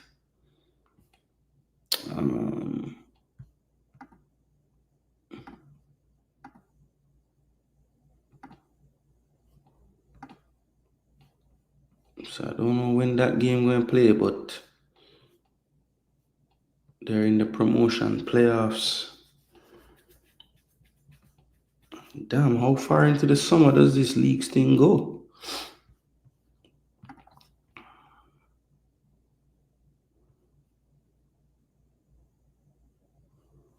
I don't have faith in this coach to bring us to the World Cup. He mentioned about the JFF today. Some fans like Lansley Bate just now want to see no JPL players. Yeah, I mean, Mr. Blake will not look past the fact that the football and education ain't there.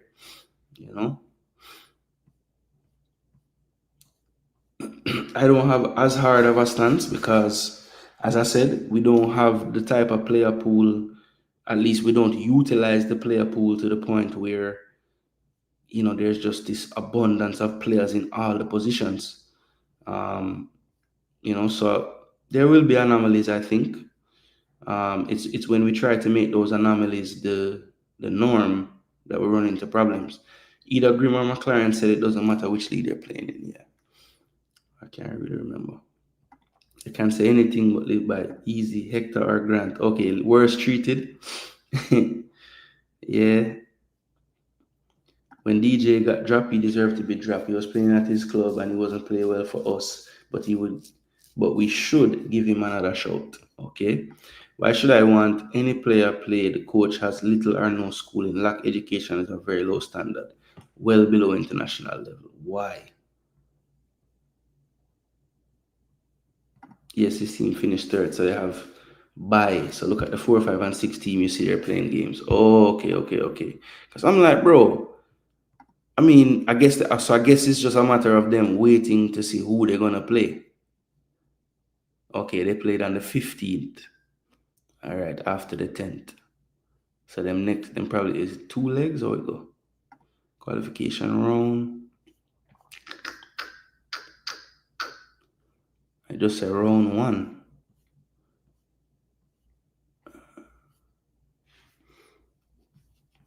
So Istanbul Sport played Balaspor. So that means, okay, so 4 played 7, 5 played 6.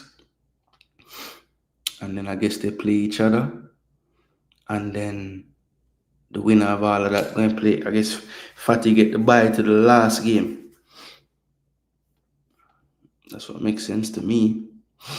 Let's see, Ezram Spor. So they lost. So yeah, I think these 2 teams are going to play probably,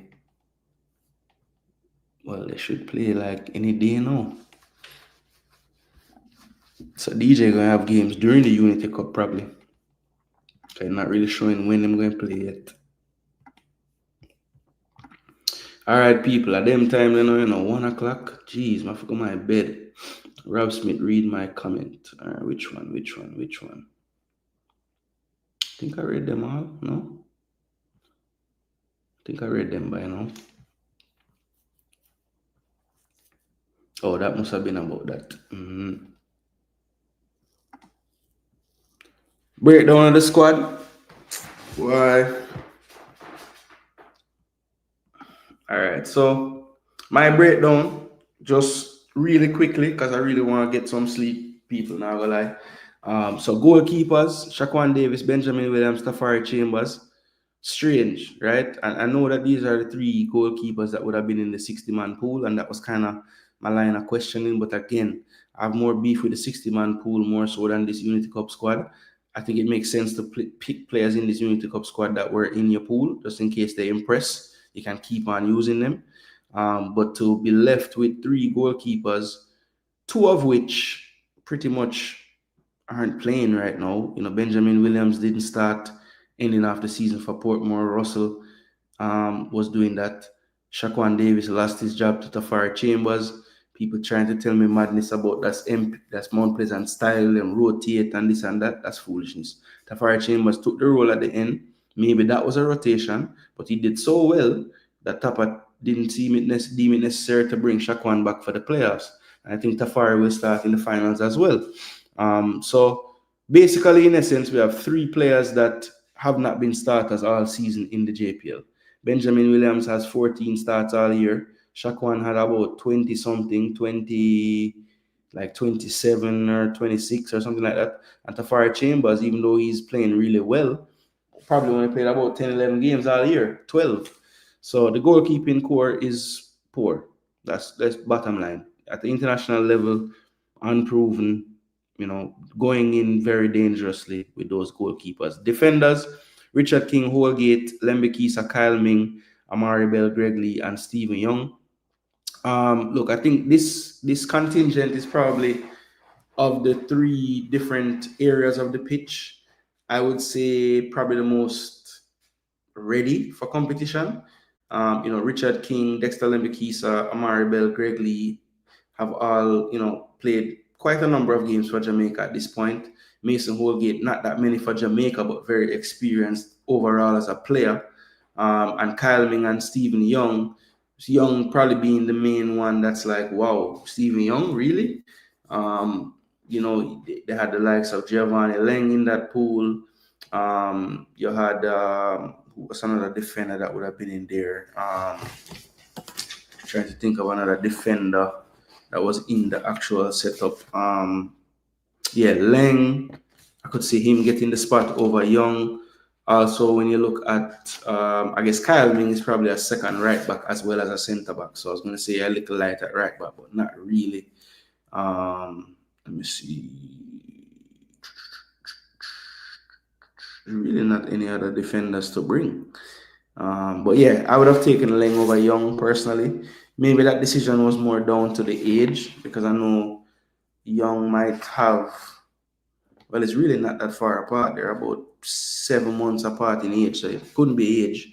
But yeah, Stephen Young gets the nod. That's surprising to me. I think Leng has proven to be a much better defender over the last couple of years, to be honest.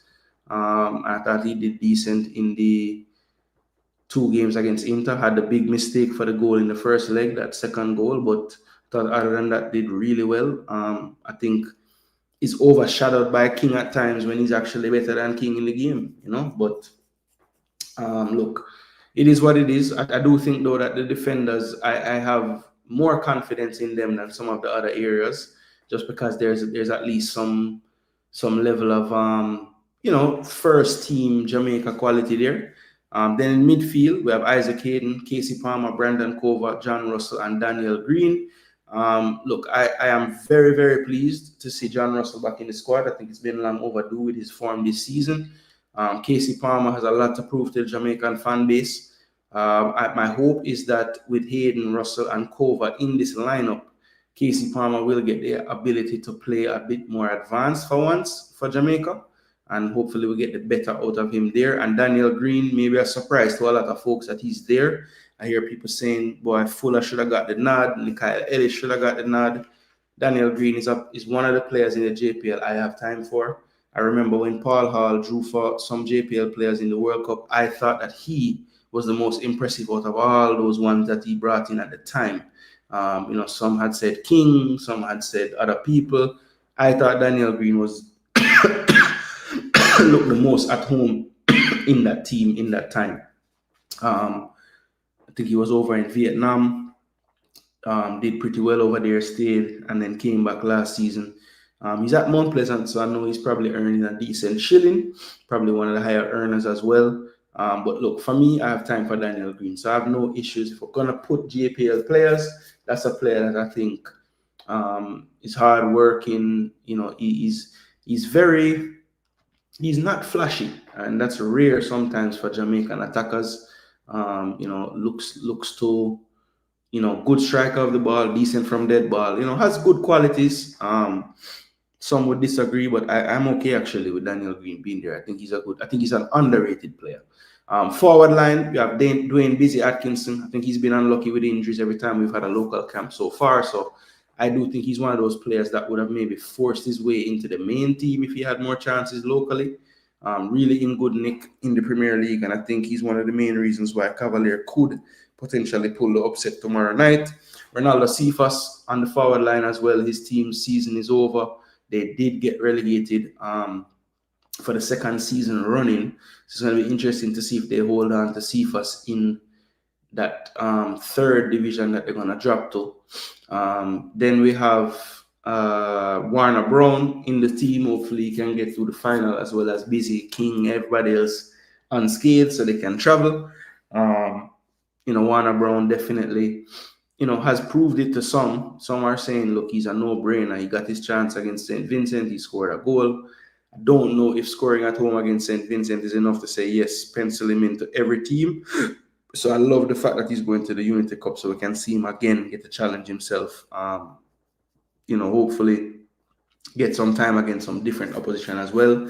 Because, so far we've only seen him play against the Caribbean. Would love to see him play different teams as well. Then we have Romain Borrell. He's the one that, really I've been learning about since we heard about him a couple of days ago. I heard rumblings about this player, so I started to research and look. Have never seen him play live, people, I'm not going to lie to you, but I have seen quite a bit of highlights. Tried to look back at his 11 goals this season as well, just to see like how he gets his goals, what kind of goals he scores. Looks to be a real fox in the box type player. If you're on your heels in the box, he's going to snap up the chance. Kind of reminds me of the way Warner Brown is in the box, really sharp, getting on the end of stuff. But I think Borrell, I guess you could classify him as a late bloomer, has really bounced around lower league, non-league, was in the Scottish League One at one point, scoring a bag of goals, but looks like he's found a home at Burton, especially the second half of this last season. And hopefully he can kick on next season again in League One. Not prolific, 40 games, 11 goals, but I think 11 goals, out of those 11 goals, I'd say about 9 of them came once he really got into the team. So, if he can extrapolate that over the whole season, getting the time he was getting towards the end, easily he can bag 20 goals in League One, which usually gets you a look into the championship if you can do something like that. So, Romain Borrell, 24 years of age, still time ahead of him. So it's going to be interesting to see how he's utilized in this tournament. Whether he's like thrust right into it or, he goes with the people who have been around a bit more, Warner Brown, Kaheem Dixon, Javan East to a lesser extent under this manager, but at least he knows the team. Kaheem Dixon is back again, still struggling to get first team minutes at Charlton, but is a staple in the Reggae Boyz team. I know Football Guru always says, don't fight it. He is the what do you call it? The local development spot. Yeah, the local development spot is what it's called. So Kaheem Dixon back again, and Javan East, after a lot of people asked for him, including myself, does make it back into the Unity Cup squad. He is one that I think the coach had to see, because I think he has a dilemma going into the World Cup qualifiers and Gold Cup as far as which players he's going to pick as his strikers. You see there's no Boza, you see there's no Antonio. They have been the first two strikers, and most of the squads, pre-Antonio's accident, and both of them look to be on the outs as of right this second. So he wants to look at these strikers as much as he can, the Warner Browns, the Romain Borrell, the Javan East. I think those three players in particular have a big Unity Cup ahead of them to try to convince this coach who is going to be my striking pool going into these qualifiers and this Gold Cup. So Spencer, hopefully that rundown was at least something to go by with the players. Of course, we will dive much deeper into the whole squad reaction and the squad itself when we get a little closer to the Unity Cup. I mean, I'm saying that, but literally the 27th is right around the corner. So pretty soon I'll be out. We'll do a show just talking about who. We'll try to pick an 11 from the players to face Trinidad. We have seen some news out of Nigeria. They have picked their squad. Still waiting for the official from Ghana and also Trinidad. So once we have that, when we return for our Unity Cup preview show, we'll definitely show you guys who's coming from the other teams as well, and also from Trinidad, so that we can try to see what we're up against in that tournament. All right, people. So let me just close out the comment section, and then we will get going for the night. All right. All right, so it looks like a lot of back and forth in the chat around this time is usually going on. Jason, you need to reach out to Simon to get a one-on-one interview with the coach so you can ask questions and follow up. Yeah, MF, I actually made this point to someone earlier that his style of answering questions makes it kind of difficult to well, not even his style. The format of a press conference open to many people makes it difficult to really get closure on some of the things you ask, because a lot of times the way he answers the question, it almost always needs a follow-up, clear-up question, which you don't really get time to do all the time. So yes, MF, I agree with you. I will try to, I mean, it won't be hard to get in touch with Simon. He's pretty good about getting back to me, but yeah, I'll see if that's something that the coach would be interested in. I mean, you know, at this point, I would hope that he has heard me ask him enough questions to know that, you know, I'm vested in the thing, and I would be fully prepared to do that. So yeah, maybe that's something that we can do. I think the timing is going to have to be important. I think right now, you know, I happen to know that he's in England prepping for the Unity Cup and everything. So, you know, I don't know when that time would be a good time. It may be a situation where we try to catch up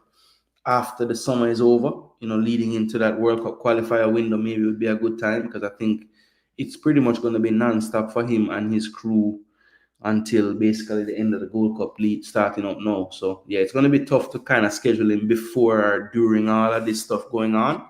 But I'll see. I'll reach out and see what we can get done. I don't need to stop any player, Travis. Every player needs to hear the coach say they need to get themselves educated if they want a career in football. No dunce cannot make it internationally. And it don't mean dunce that then can't read a book, people. It means football education. You were asking about DJ and I was explaining. Oh, okay, cool. If that's for me. Oh, yeah, about the playoffs. Yeah. Yeah, not literally dunce. Disrespectful calling the players dunce when I've never heard an intelligent footballing coming from you, the nerve of Jamaicans. Yeah, again, I don't want to clean up anything that anybody else is saying, but I don't believe he's talking about books, you know.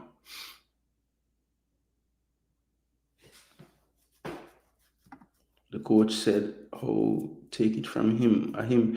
No, well, he also, as well as saying that their football education is limited and it holds them back, he did say that he just loves their energy. He loves that they want to learn. Maybe he didn't say they want to learn. He said he loves their energy, their attitude. That's basically most of what he said. Positive about them, yeah.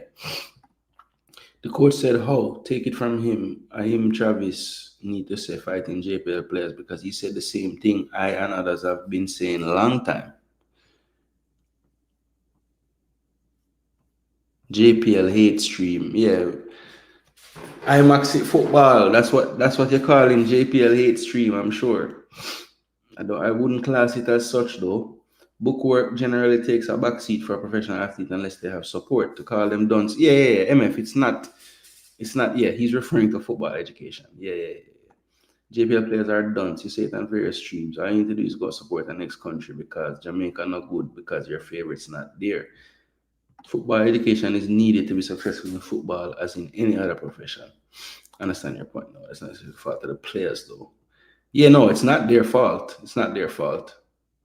You know, they most of the time to get education, you would need to receive it from an educator. So if the players are lacking footballing education, then yes, you have to throw the bulk of the blame on the footballing educators. Green is better than them all. Oh yeah, so you agree with me that he's underrated then? Because I think he's wicked. I really like Daniel Green as a player. I used to live in NYC. I live in New Mexico. That's like a different world. Both city, it's like they're giving it away to me anyway. When Bibi, Fuller, Shelton, Demar Phillips, Austin, Stoopies, and Claude Davis were they not educating football to play in Europe then? Yeah, maybe the footballing education in Jamaica was better back then. Maybe Nigeria's bringing all their big baller with a little bit of young players. JD named the Nigeria squad yesterday. No, I think all their big baller is a bit of a stretch. I heard JD saying that today, and I'm like, and he was just, his point was the guys who aren't there are just the world class guys, but that's not true because Bassi ain't world class, right? Iwobi ain't world class. Osimhen is probably their only world class player, to be honest. Who else is world class from that? And Lookman, sorry. So Lookman and Osimhen, you could say they are world class players, and even those two people might argue they ain't quite world class. They're top level, they're very high level for sure. I would argue that Lookman, I would say they're probably both world class though. I mean, I know Osimhen gets a bad rap because he was in Turkey last year, but he still was scoring goals like a madman. But yeah, I mean, it's a good squad. It's a decent squad. You know, they have about 8 Nigerian league players. You know, but to be fair, one of their Nigerian league players is their starting goalkeeper. So it's not like you can really say that and say, oh, those players are bad. You know, Green a good call up, rate the player there from a taller time. Yeah, I like Green too. Wrong about Sifa's team, my boss. Sifa saved them. Are you sure? Because on the thing, unless there's a unless there is a unless there is a relegation playoff like in the top of the table. Let me see. Yeah, they are on the same points as 2 other teams, but the problem is in this league is head to head before goal difference. So even though their goal difference is better, they're relegated. The bottom 4 teams get relegated, bro. Out of 20. So trust me. I mean, yeah, CFAS did well in the end because they won some games and everything, but yeah. Oh, see the game them, yeah. I'm gonna play this morning. All right, so the winner of this game would face off with it's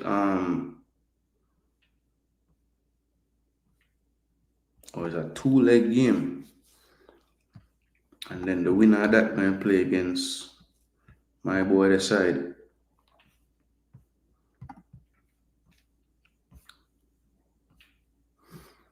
Yeah, see if us not save them no type of save, brother.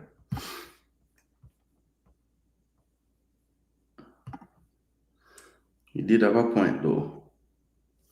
Remember, the game these days are more technical, etc. Understanding has to be up to get concepts. Yeah, it's much less about free flow and more about systems, you know. Sifas has shown he's good enough to play in the Turkish first tier. I agree with that. I think a team might snap him up to go back, at least in that division he just left. All the successful JA footballers have one thing in common. They went and improved themselves, as is said by their various coaches in clubs overseas. Yeah, definitely more technical now, MF. Davis, Dexter, King, Holgate, Bell, backline, Hayden, PKP. I guess that's Casey Farmer, Russell. Or who is PKP? PKP? Or maybe you just put the P by accident. So I must KP. That. And who else is it? Russell, Cephas, Brown, Dixon. All right. Don't depend on JD. Go to Flash Score and look at Nigeria's last World Cup qualifying game lineup and compare it with their Unity squad for yourself. Yo, football guru, you couldn't go ashore without bring up JD, man. Jeez and peas. We're going to see the best of low younger brother play better. JD probably wake up by now still. I could have there for defend himself, but he probably don't know some alive. Don't underrate players if they don't get a chance to play. I'm not underrating anyone. Don't be afraid, guys. Panama and most of those we play in CONCACAF are ranked higher than Nigeria and Ghana. All right, thank you for that, football guru. I want us to improve and be consistent. Yeah, but I mean, the thing is, when we play Panama, we are bring is not a Unity Cup like team. So, and I guess it's the same for Nigeria and Ghana. But the thing is, when they change their team, their players are playing in Europe somewhere in the top flight of a league for the most part. Even the ones that weren't in the World Cup qualifying. Remember, Nigeria's pool is much larger than ours in terms of players around the world they can select. Remember, you said our footballers not educated, so I wonder who were those coaches back then. All the players I mentioned transfer from JPL back then. Travis used to forget that Speed said publicly that the coaches failed the players, poorly to no development, but hypocritically want them in the team. They were not developed and fit for international purpose. Where say soon draw back for him?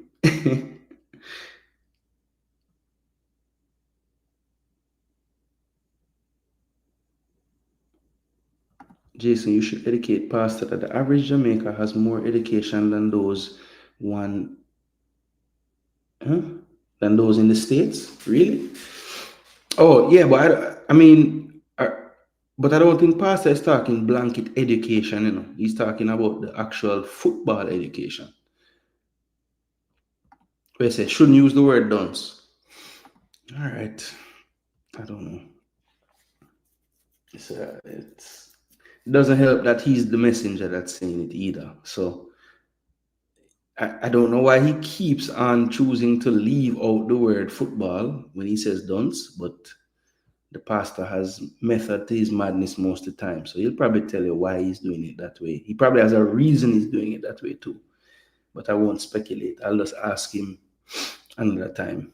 But people, the conversation nice, but it's 1:30 in the morning, people. I'm gone. This is 2 of the longest shows I've ever done. The last show was like 3 hours and 40 minutes. This one is 3.5. So consult the dictionary for the meaning of uneducated. Good point, Jason. The JPL is all local players have. It's not the players for football is underdeveloped locally. No, it's on the admin.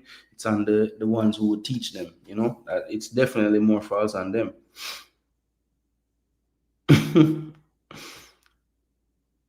We in trouble. I'm going to run back for Rebel. Do we have any other Nepo baby ballers outside of Low?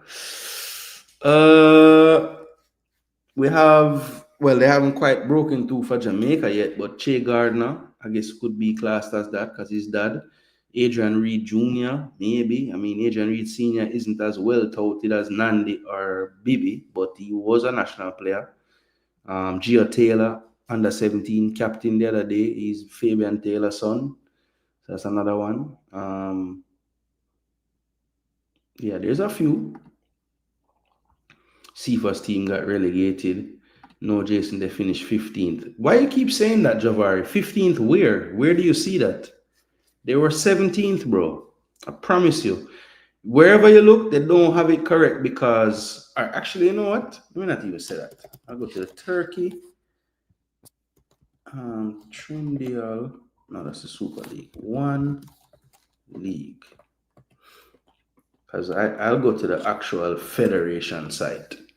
Since you don't think that I'm telling the right thing.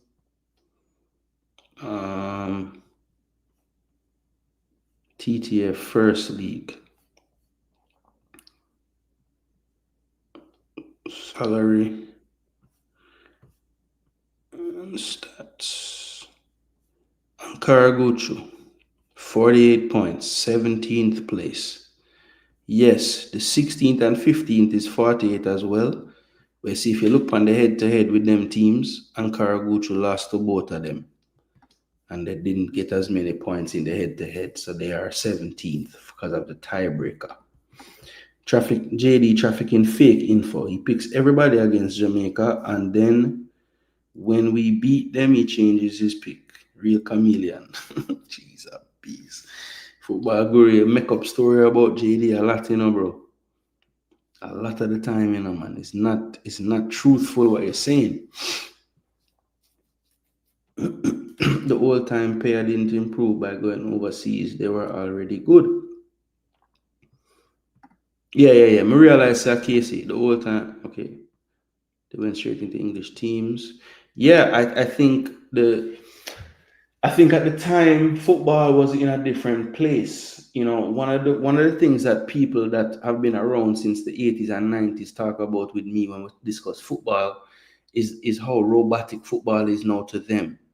There's not enough off the cuff moving and just out of the blue actions in football. And I think that's something that Jamaicans are very good at. So if the game goes less from that style and more to a rigid, systematic way, it lends itself to higher IQ footballers in terms of footballing IQ standing out more in these systems, because you have to do things now within a structure more so than before. No man, that's how Jamaicans speak to each other. That's the thing. Learning, they will develop attitude of listening. No one is speaking about anything other than football education. For all who want football as a career, get trained. Peso and his friend fault why the football yard like that. Mr. Lansley, you could talk till you're blue. JPL players are always in the national team. I don't know why JD and Pastor harp on people being football dunce while they are academic dunces, especially JD. Do you think he really talk like that because he know multiple language and not English? I don't know any football guru. What you talking about, bro? No, you're saying the man cannot speak. What is wrong with you, man? We don't, football guru, to be honest, we don't know how you speak, You type a lot, but I've never heard you speak. Or maybe I have, and we just don't know it's you. Bless up, Punrai. It's 365 million pound is not that I'm saying your line, but is what I'm looking at right now. What, 365 scores? Let me see. Because 365 scores in my youth. But now I say them bad, But I really only go to them when, because they randomly they will have some Jamaica game when nobody else now have the stats for. But let me see what you talk about, big man. Standings. All right, so let me explain to you why. You see how they are separating the teams by goal difference, which is not the tiebreaker in this league. You see how it says when two or more teams are tied on points, the following rule breaks the tie. Goal difference goes for wins. They left off the top one. Head-to-head points between the two teams.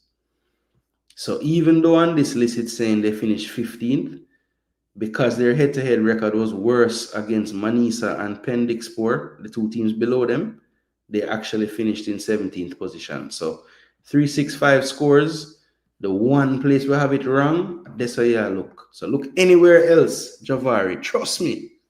I would not lie to you. I don't think it's a Ravel league. It's the problem. It's the airfare to fly him that hit JFF in the pocket the first time. Bro, is that we have built up a lot of people for fly from them place to, deck in the morning. Exactly.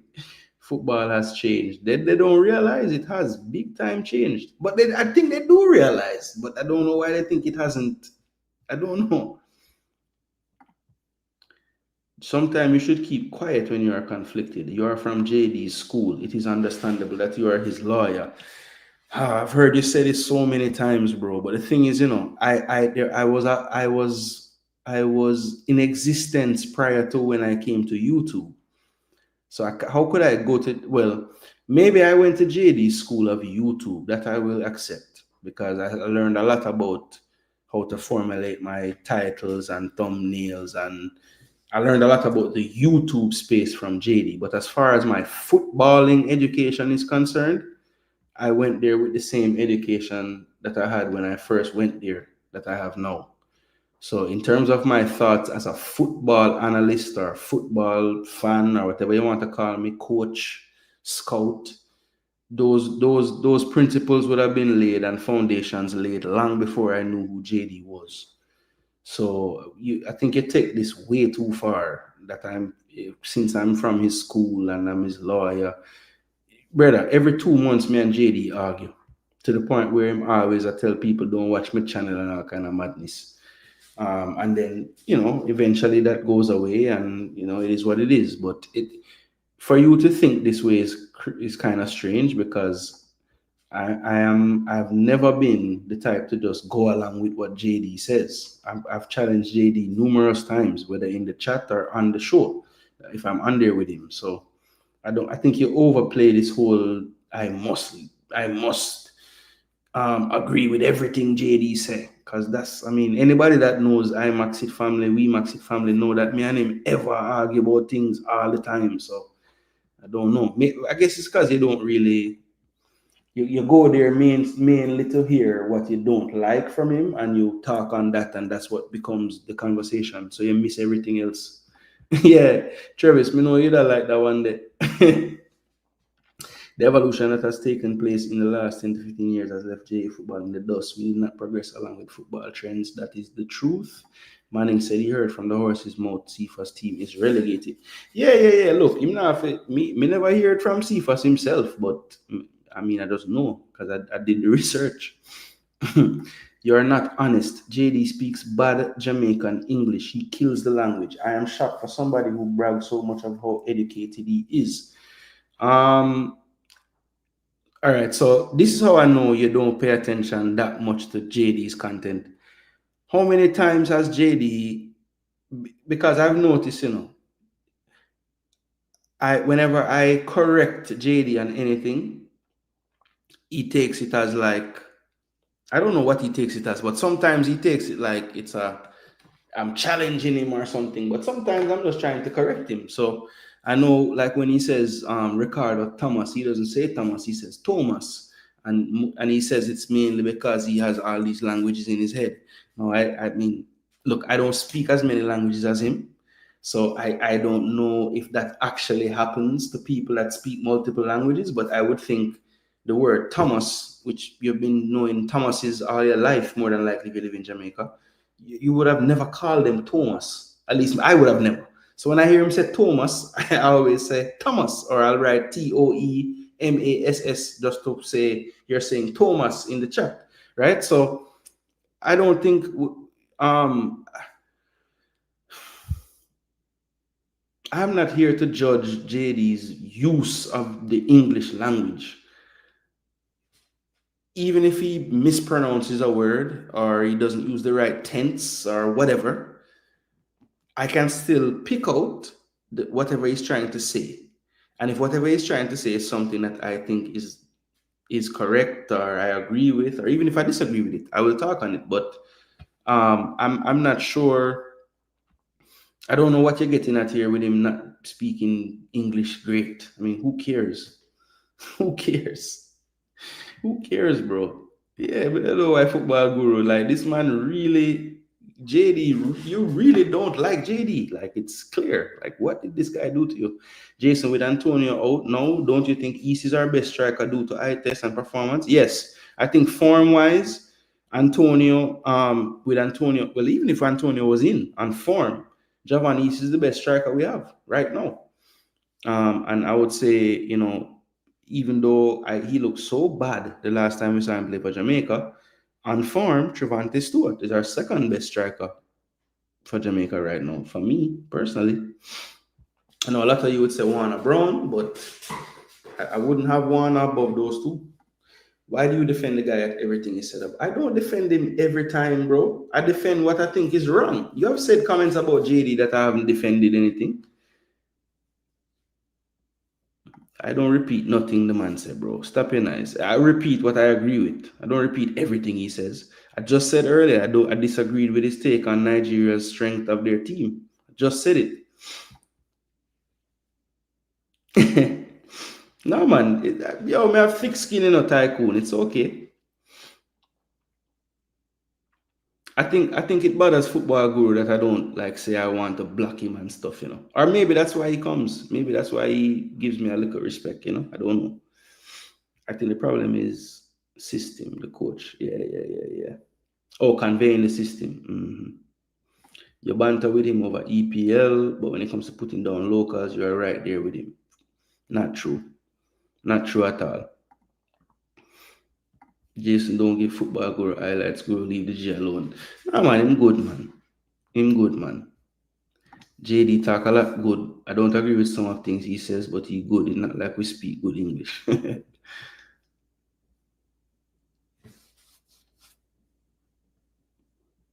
I care Jason. He loves to call local Jamaicans uneducated, and it is very obvious that he isn't. But he's not talking about uneducated in life, in terms of O level and all these things. You don't even take that no more. I don't know what you call them now. But it's all rooted in the football and education side. That's what he's talking about. That's what he's talking about. He's not talking about high school and whatever. He's not talking about that. But Warner have more goals than East and T Stewart. Yes, that is true. That is true. I think Warner got 22 goals in, I think he played like 34 games or something. So yeah, he's definitely scoring at a higher rate. That is for sure.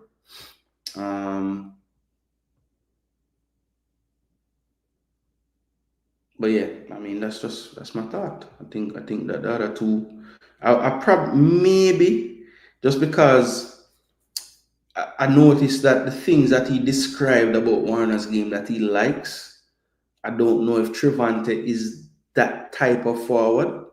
So for that reason, in the coach's like setup, I would say maybe Javan, then Warner, then Stewart, but that's only because of the physical attributes Stewart bring. And it seems like, what he describes about Warner with the pressing and the running in behind, I think that Javan would do that job better than Trevante. So even in the coach's like ideal system and setup of forward, I think East would do it better than even Warner. If the coach has no way of tracking Ravel, why call him in November? Steve McClaren did a good point. Leave JD alone. He's one of the real ones left. Most YouTubers sell out. It's clear. Luis Diaz going Barca? Mad. Okay, Jason, we have site where we are going to react on Jamaican vloggers. We're going to bring the proof, especially when he goes off. Okay, Jason, we have site where we are going to react. Clean up that. I'm not sure you say. Is being an orator the hallmark of being educated? Is speech command the highlight of being educated? Those are questions that I guess those are for Guru, because I never want him to say this. Why you believe you can interpret for people? We know what JD does. He has cursed a lot of local Jamaicans. Okay. But the thing is, Football Guru, like, is there something wrong with cursing people if they're doing things wrong? Or is it just that like local Jamaicans are off limits to get cursed? Is that, I don't get it.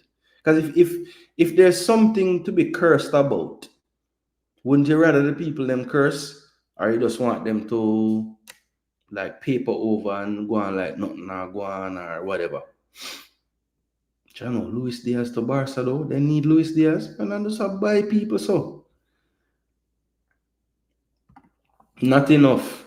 I don't know enough about him. At the Unity Cup when teach me. All I know is highlights right now. Lord man, no. Why y'all want to censor people on streams? Oh, what MF said. I never see what MF said. Yeah. It's like, how many different ways can you tell us that you hate JD on this stream when he's not here? Like, all right, bro, we get it. Jeez. I agree totally, MF. Like, why does he keep beating the dead horse? Like, it's been 15 straight comments about the same thing. We're clearly not going to have the same point of view on this, so let's just move on. But yeah, I won't censor him, MF, but I understand your frustration, But I won't censor him, it's fine. There's nothing right in cursing people if they don't curse you, and using foul language and talking about he is about kids. Another Craig Butler. Wow.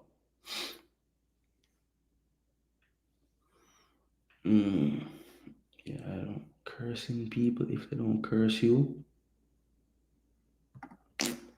All right, Guru. Get some sleep, Guru, man. You're too upset in the late night here.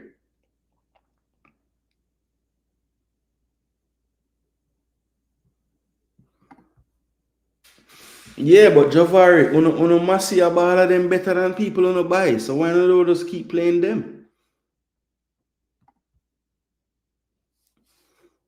Yeah, bro. Man, just like the reason why I keep like talking about it is because he's talking directly at someone that's not here to defend themselves. And then when I try to like simmer it down, he's like, I'm defending the person. Well, he's not here to defend himself. So what do you want? Boy, I don't know. No, man say him is exactly like Craig Butler to backside. What a comment. Anyway, people, big up on yourself. I gotta make sure I wake up early enough because I'm sure some people has clipped some of this video. I'm not really a clip boss. I stay out of the clippings, but yeah. I'm sure tomorrow's show will be nice in the morning. I think he'll be coming on because I'm sure he has a reaction to the Unity Cup squad as well. So yeah, man, link up in the morning, people. More discussion. Thanks again. It's been a marathon late night show, but yeah, we put in the work because we love it. You see it, and I've been trying to come off the stream for a while now, so we're gonna actually do it now. So big up on yourself, people. At the end of each show on my program, you're gonna hear these words. My name is Jason Gooner. This is Jason Gooner TV. And boy, I can't even say come on, you Gooners right now, brother. I not even feel like saying nothing about them. I can't even say nothing about Gooners right now. So I'm gonna say this. Come on, Reggae Boys and Reggae Girls. Make me proud. Big up on yourself and thanks again. We're out, people. Go get some sleep.